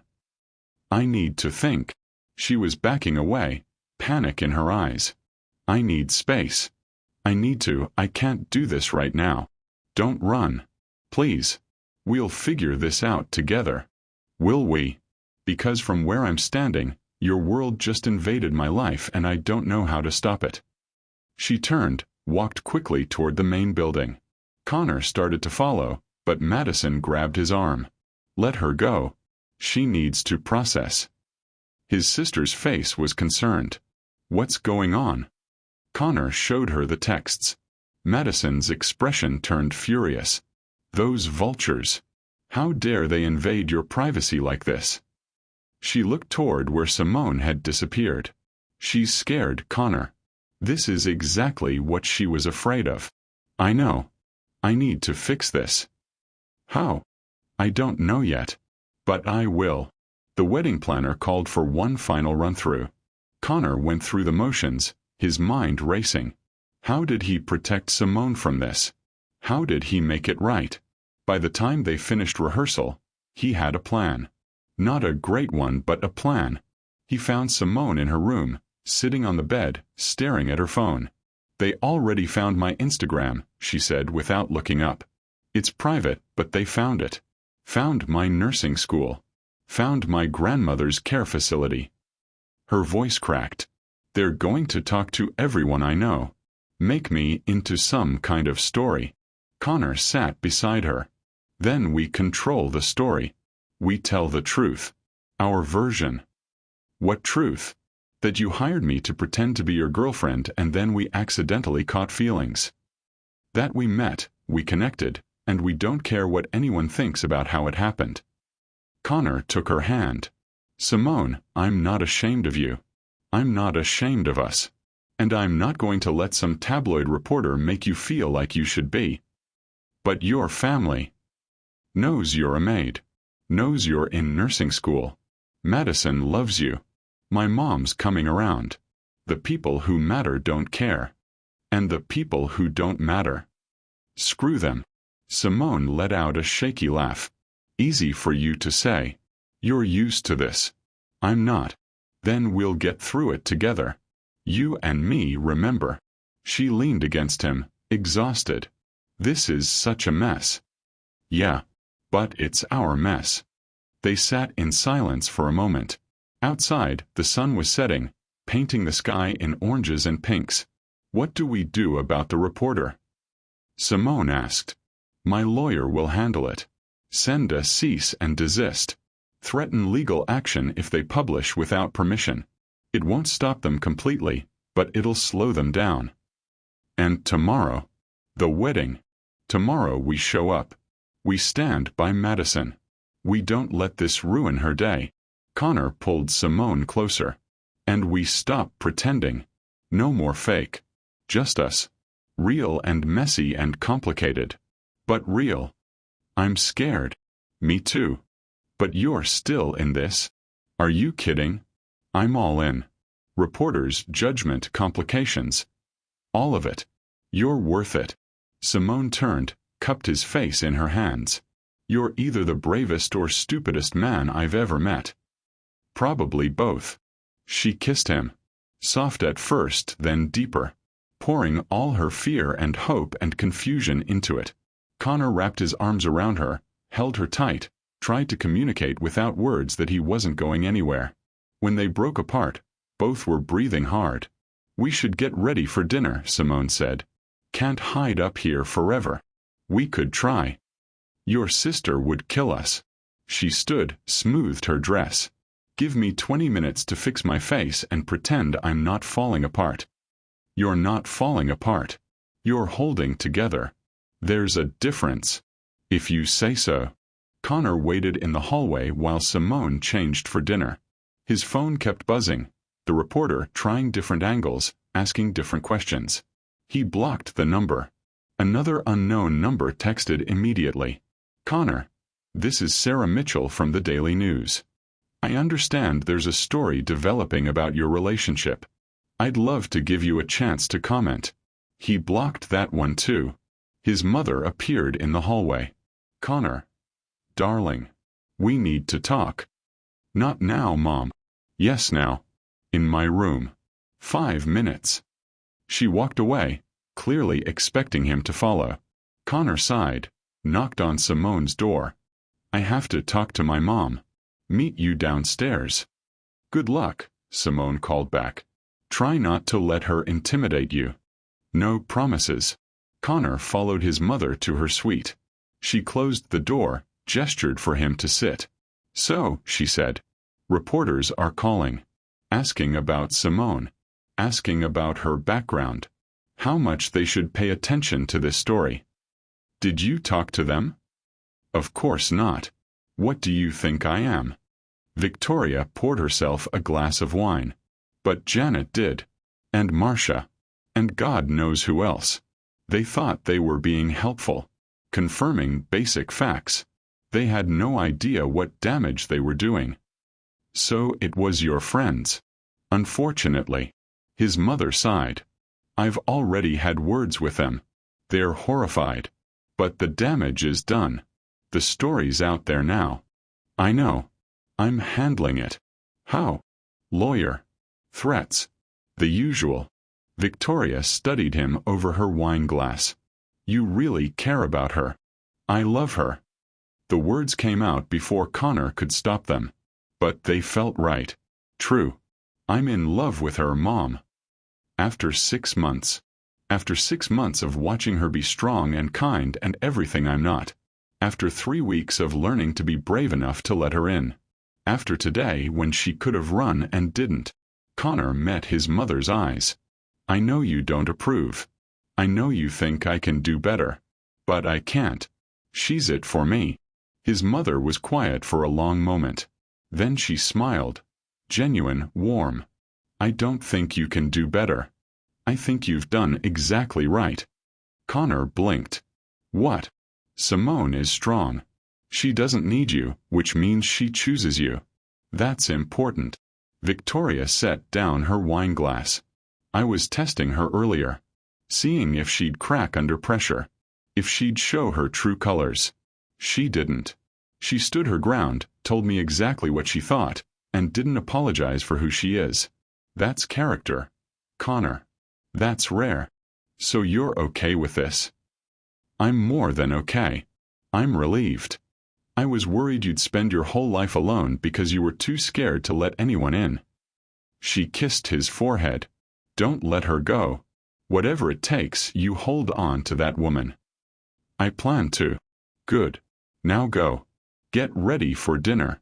And Connor, tomorrow during the wedding, when you're standing up there watching your sister get married, don't think about the reporters or the gossip or what anyone thinks. Think about Simone. Think about your future. Think about what you want your story to be." Connor hugged his mother. "Thanks, Mom." "Anytime, darling." The rehearsal dinner was elegant chaos. Toasts and laughter, champagne flowing, everyone relaxed and happy. Madison and Tyler held court at the head table, surrounded by their wedding party. Connor and Simone sat with extended family. Cousins, aunts, uncles. People who'd known Connor his whole life, who remembered him as the shy kid who hid during family gatherings. "Connor," his Uncle Robert boomed, "finally brought someone. We were placing bets on whether you'd become a monk." "Uncle Robert." Connor's warning tone went ignored. "And what a someone. Simone, tell us how you tamed this hermit." Simone handled it gracefully, charming everyone at the table with her easy laugh and quick wit. Connor watched her amazed. She was navigating his family better than he ever had. During a break between courses, Tyler stood to give a toast. He thanked everyone for coming, talked about how lucky he was to marry Madison, got choked up multiple times. "And to my best man, Connor," Tyler said, raising his glass. "Thanks for not letting me run away last night during my bachelor party panic. You talked me down, reminded me why I'm doing this, and then bought the next round. You're a real one." Everyone laughed. Connor felt Simone's hand squeeze his under the table. Madison stood next. "I'm not supposed to give a speech tonight, but I'm doing it anyway." She looked directly at Connor. "To my big brother. Growing up, you protected me from everything. School bullies. Bad boyfriends. Our parents' expectations. You've always put everyone else first, even when it meant hiding who you are." Connor's throat tightened. "But Simone," Madison continued, "you've done something nobody else could. You made my brother stop hiding. You made him brave. And for that, I'll be forever grateful." She raised her glass. To Connor and Simone. May you find the same happiness Tyler and I have. May you be brave enough to choose each other every single day. To Connor and Simone. Everyone echoed. Connor couldn't look at anyone. His eyes were burning. Simone's hand tightened around his. Hey, she whispered. You okay? Yeah. Just. My sister. She loves you. I know. The meal continued. Dessert was served. Coffee and after-dinner drinks appeared. People started mingling, moving between tables. Connor's father approached. Tall, imposing, everything Connor wasn't. Richard Hayes, former CEO, current board member of half a dozen companies. Son, he said. Walk with me. Connor glanced at Simone. She nodded. Go. They walked onto the terrace, away from the crowd. The vineyard stretched dark and peaceful under the stars. I haven't been the best father, Richard said without preamble. I pushed you to be something you weren't. Wanted you to follow my path instead of finding your own. Dad. Let me finish. I was wrong. What you built, your company, your innovations. It's incredible. More than I ever accomplished. And I never told you. Never said I was proud. Connor's chest ached. You didn't have to. Yes, I did. And I should have done it years ago. Richard clapped his shoulder. Simone's good for you. She sees who you really are. Don't mess it up. I'll try not to. Try hard. Women like that don't come around often. They stood in comfortable silence, something they'd never quite managed before. Dad. Thanks. Anytime, son. When Connor returned inside, Simone was talking to Madison and Tyler, all three of them laughing about something. She looked happy, relaxed, like she belonged. His phone buzzed. Another reporter. Another request for comment. He ignored it. Let them write whatever they wanted. Let them speculate and gossip and judge. None of it mattered. The only thing that mattered was standing across the room, laughing with his sister, fitting into his life like she'd always been there. Connor made his way to her, slid his arm around her waist. She leaned into him naturally. You okay? She asked quietly. Perfect. Absolutely perfect. Liar. But I appreciate the effort. Madison shooed Tyler away, pulled Simone aside. Connor watched them talk, his sister's expression serious. Simone nodded, said something that made Madison hug her tight. What was that about? Connor asked when Simone returned. Girl talk. Secret sister stuff. She's not your sister. Not yet. But maybe someday. Simone's smile was teasing, but her eyes were serious. Don't read too much into that. Just possibilities. Connor's heart kicked. Possibilities. I can work with possibilities. The evening wound down. People drifted to their rooms. Tomorrow was the big day. Ceremony at 6, reception following. At Simone's door, they lingered in the hallway.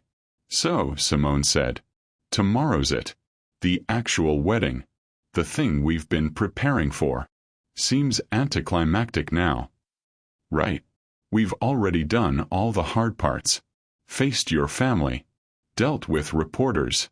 Figured out we're actually falling for each other. When you put it that way, tomorrow's just a formality. Exactly. Simone fiddled with her necklace. Connor. What happens after? When we go home? When this bubble pops? We figure it out. Together. We take it slow. We date for real. We see where this goes. And if it doesn't work? It will. You can't know that. No. But I can believe it. And I can work for it. And I can show up every single day and choose you. Connor pulled her close. That's all any of us can do, right? Show up and try. When did you get so wise? About 3 weeks ago when I asked my maid to fake date me and accidentally fell in love. Simone's breath caught. Connor. I know. Too soon to say it. But it's true. I'm in love with you, Simone. Not the version you've been performing. The real you. The one who's scared and brave and stubborn and kind. The one who calls me out on my bullshit and makes me want to be better. Tears welled in her eyes. You can't just say that. That's not fair. Why not? Because now I have to say it back. And that makes this real. Really real. No safety net. So say it.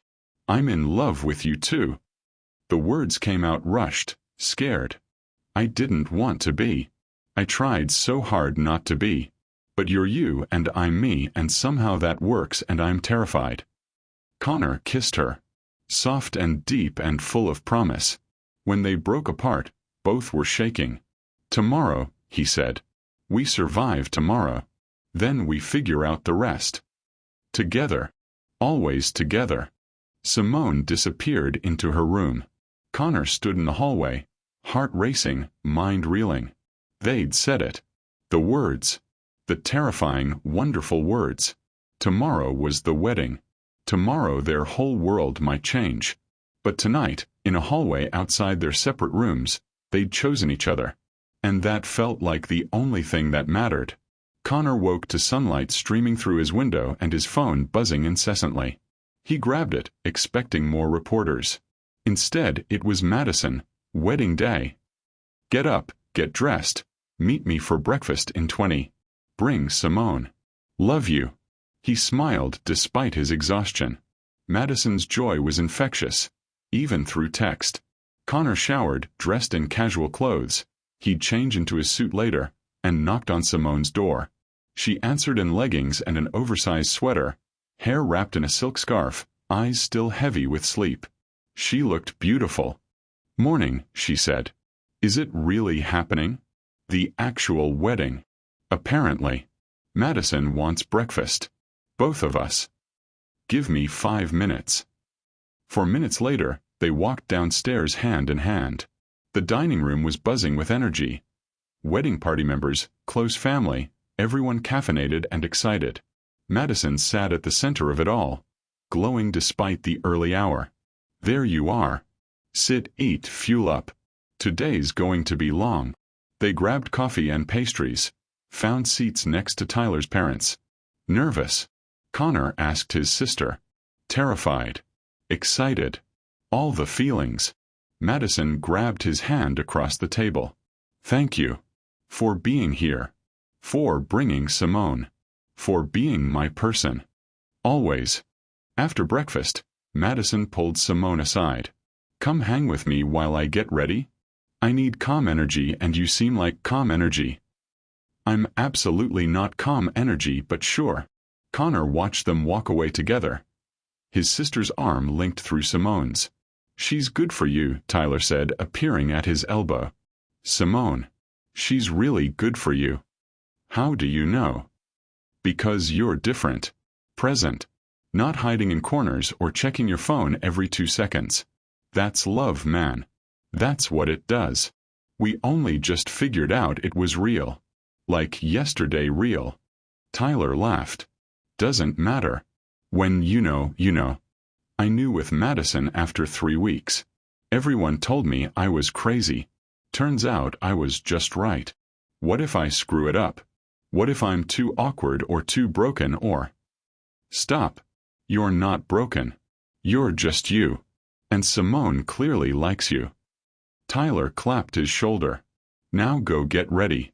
We've got a wedding to survive. Connor stood in front of the mirror, adjusting his tie for the 100th time. Navy suit, white shirt, pocket square Madison had insisted on. He looked like someone who belonged at a fancy wedding. He felt like someone playing dress-up. His phone buzzed. Text from Simone. Stop panicking. I can feel you panicking from here. How do you know I'm panicking? Because I know you. Deep breath. We've got this. Have I told you I love you? Not in the last 3 hours. Slacking. I love you. I love you too. Now finish getting ready. I need to see you in that suit. Connor pocketed his phone, took one last look in the mirror, and headed downstairs. The ceremony space had been transformed. White chairs filled with guests, the arch covered in roses and autumn leaves, the vineyard glowing in late afternoon light. The sky was that perfect blue that only happened in October. Connor took his place with the groomsmen. The quartet started playing. Guests settled into their seats. And then he saw her. Simone walked down the aisle as a guest, but she might as well have been the bride for how completely she captured his attention. She wore a deep plum dress that hugged her curves, her hair styled in elegant curls, gold jewelry catching the light. She looked like she belonged in his world. Like she'd always belonged. When she took her seat in the front row, she caught his eye. Smiled. Mouthed. Breathed. He exhaled. The processional started. Bridesmaids in dusty blue. Groomsmen escorting them. Tyler taking his place at the altar, looking like he might cry or throw up or both.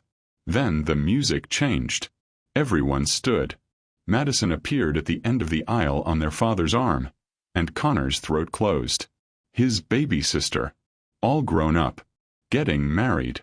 She was stunning. Simple white dress, flowers in her hair, radiant smile. She walked toward them with confidence, joy, certainty. When she reached the altar, she hugged their father, then turned to Connor. Squeezed his hand. "Love you," she whispered. "Love you too," he managed. The ceremony began.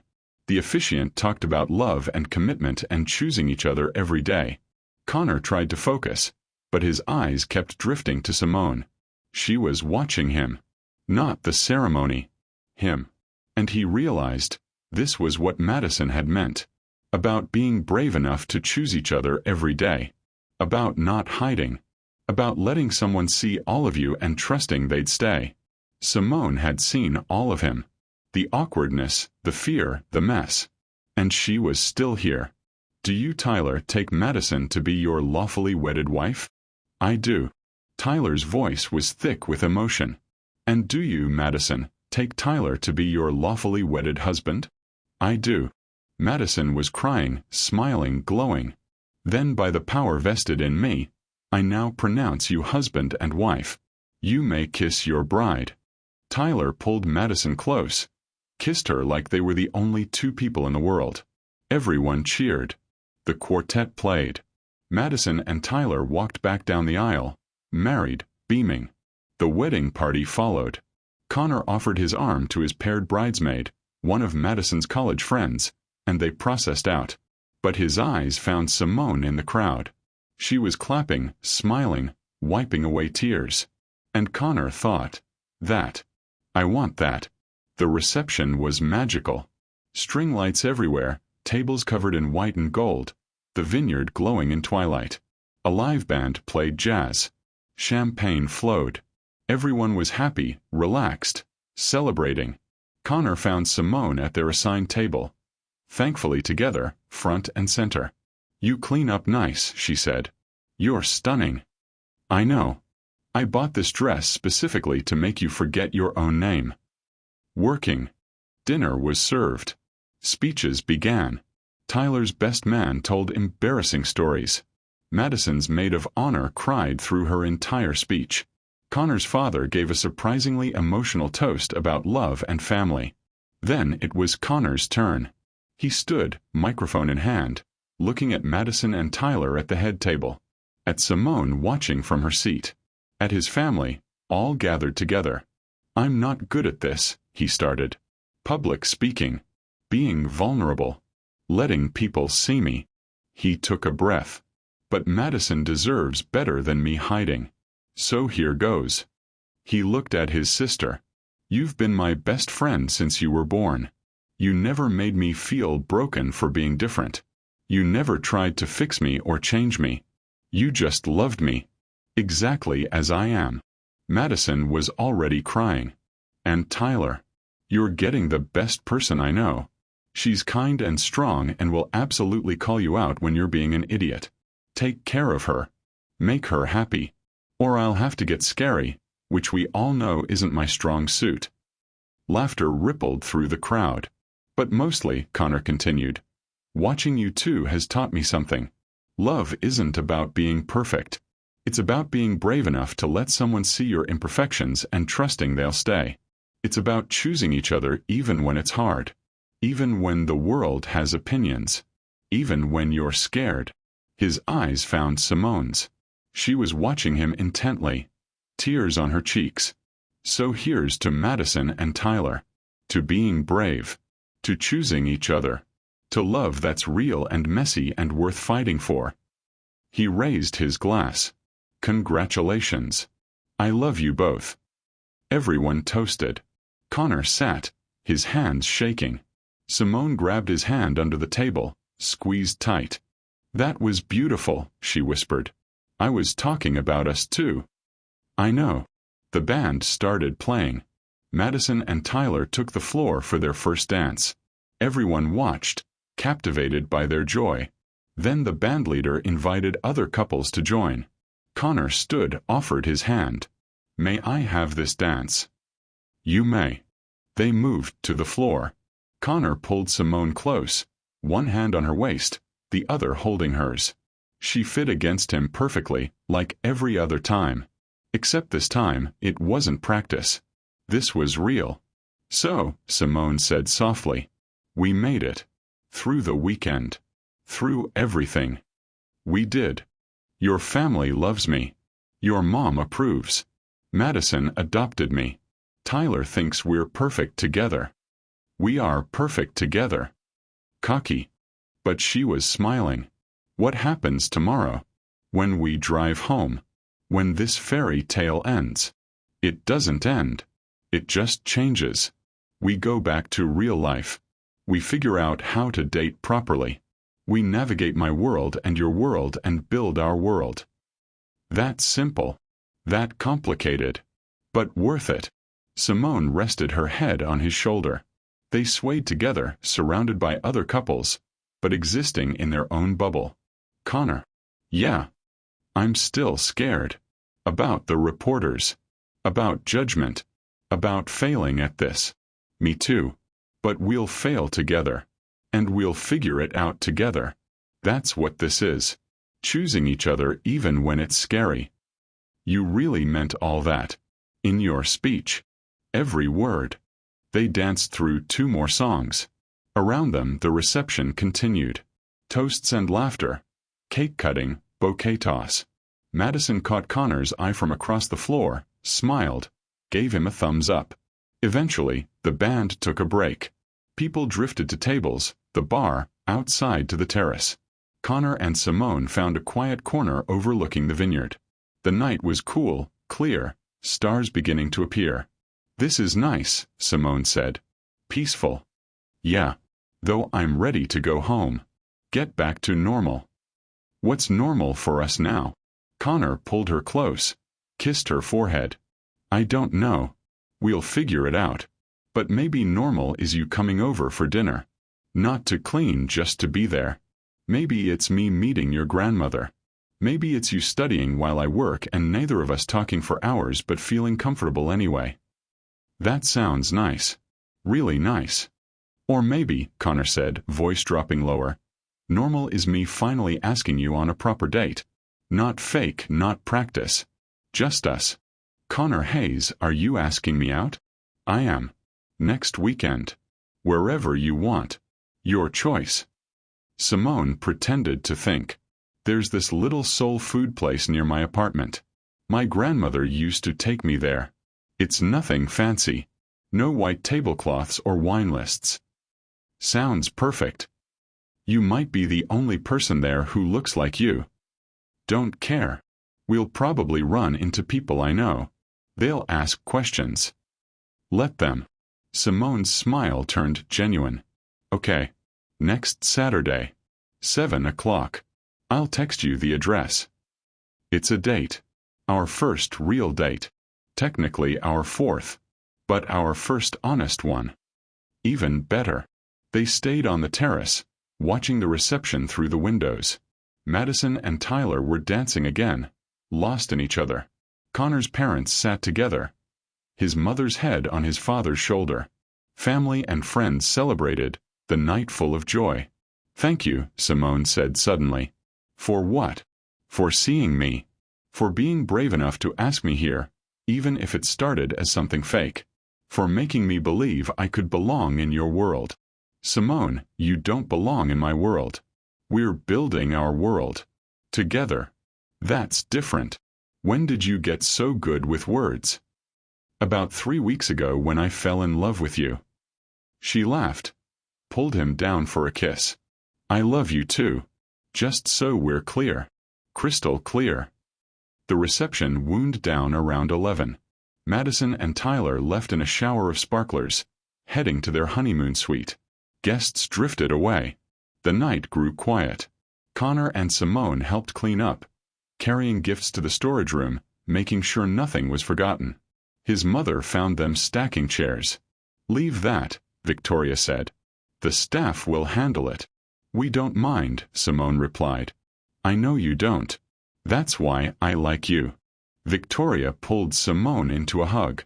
Simone looked surprised but hugged back. Take care of my son. He needs someone strong. He's stronger than he thinks. Yes. But he doesn't believe it yet. Your job is to make him believe. She released Simone, turned to Connor. And you. Don't mess this up. I'll try not to. Try hard. She kissed his cheek. I'm proud of you. For being brave. For choosing happiness. For letting someone in. After she left, Connor and Simone walked back to their rooms one last time. So, Connor said at Simone's door, tomorrow we drive home. Back to reality. Back to reality, Simone agreed. Where we figure out how to be normal people in a normal relationship. Nothing about us is normal. True. She fiddled with her key. Want to come in? Just to talk. I'm too wired to sleep. Connor hesitated. Are you sure? I'm sure. Just talking. Being together. Is that okay? That's more than okay. They settled on Simone's bed, backs against the headboard, fully dressed. Comfortable silence wrapped around them. What are you thinking? Simone asked. That 3 weeks ago I was terrified of you. Now I can't imagine my life without you in it. That's quite a shift. The best shift. Connor laced his fingers through hers. What about you? What are you thinking? That I came here expecting to play a role and collect a paycheck. Instead I found something real. Someone real. She turned to look at him. I found you. I've been here the whole time. You just had to knock down my walls. They were very sturdy walls. Years of practice. They talked until after midnight. About everything and nothing. About Simone's grandmother and nursing school. About Connor's company and his plans for expansion. About their fears and hopes and the future they were building. Eventually, Connor's eyes grew heavy. He blinked, trying to stay awake. You should go, Simone said softly. Get some sleep. We have a long drive tomorrow. Don't want to leave. I know. But separate rooms, remember? We're taking this slow. Right. Slow. Connor stood reluctantly. Good night, Simone. Good night, Connor. At the door, he turned back. One more thing. Yeah. This weekend. Everything that happened. Every moment, every conversation, every touch. It was real. All of it. Nothing was fake. I know. It hasn't been fake for a while. Good. Just wanted to make sure we're on the same page. Same page. Same book. Same story. Connor smiled. See you in the morning. See you in the morning. They loaded Connor's car in comfortable silence. The vineyard was quiet, most guests already gone. Madison and Tyler had left for their honeymoon at dawn. Connor's mother appeared to say goodbye. More hugs. More warnings to take care of each other. Then they were alone, pulling away from the estate, heading home. The drive passed quickly. They talked about the weekend. About Madison's happiness. About Tyler's emotional vows. About Connor's speech and Simone's conversations with his family. So, Connor said as they hit the highway. I've been thinking. Dangerous. About our arrangement. The contract. Simone tensed. What about it? I want to tear it up. You're not my employee anymore. You're my girlfriend. I don't want money between us. Connor, we had a deal. I know. And I'm honoring it. The second half of the payment hits your account today. But after that, no more business. Just us. What about cleaning your apartment? Hire someone else. Or I'll learn to clean. Or we'll live in comfortable disaster. I don't care. As long as you're there because you want to be, not because you're working. Simone was quiet for a long moment. You're really serious about this? Completely serious. I want to build something real with you. That starts with removing any imbalance. No employee-employer. Just two people who love each other. Two people who love each other, Simone repeated softly. I like the sound of that. Me too. They drove in silence for a while, comfortable and warm. Connor's hand found Simone's, held tight. Connor. Simone said eventually. Thank you. For what? For being brave enough to ask me to that wedding. Even if your reasons were kind of ridiculous. If you hadn't, we wouldn't be here. We wouldn't have this. Best ridiculous decision I ever made. They pulled up to Simone's apartment building an hour later. Connor helped carry her bag upstairs. Her place was small. One bedroom, lived in, comfortable. Pictures of her grandmother everywhere. Nursing textbooks stacked on the coffee table. A life full of purpose. This is me, Simone said. Not fancy. Not impressive. Just home. It's perfect. Very you. You can stay for coffee? If you want. I want. They made coffee together in her tiny kitchen. Sat on her couch, close enough to touch. The afternoon sun streamed through the windows. So, Simone said, we're really doing this. Dating. For real. For real. It's going to be complicated. With your schedule and mine. With your world and mine. I know. But we'll figure it out. You keep saying that. Because it's true. We will. Together. Simone set down her coffee, turned to face him fully. I need you to promise me something. Anything. If this gets hard, and it will get hard, you don't disappear. You don't hide. You talk to me. We work through it. Together. I promise. Same for you. No running when things get scary. Deal. She extended her hand. Connor shook it, then pulled her close, kissed her thoroughly. Sealed with a kiss, he murmured against her lips. Very official. Connor stayed for another hour. They talked about logistics, when they'd see each other next, how to navigate their schedules, what taking it slow actually meant. Eventually, Connor had to leave. Work emails piling up. Reality calling.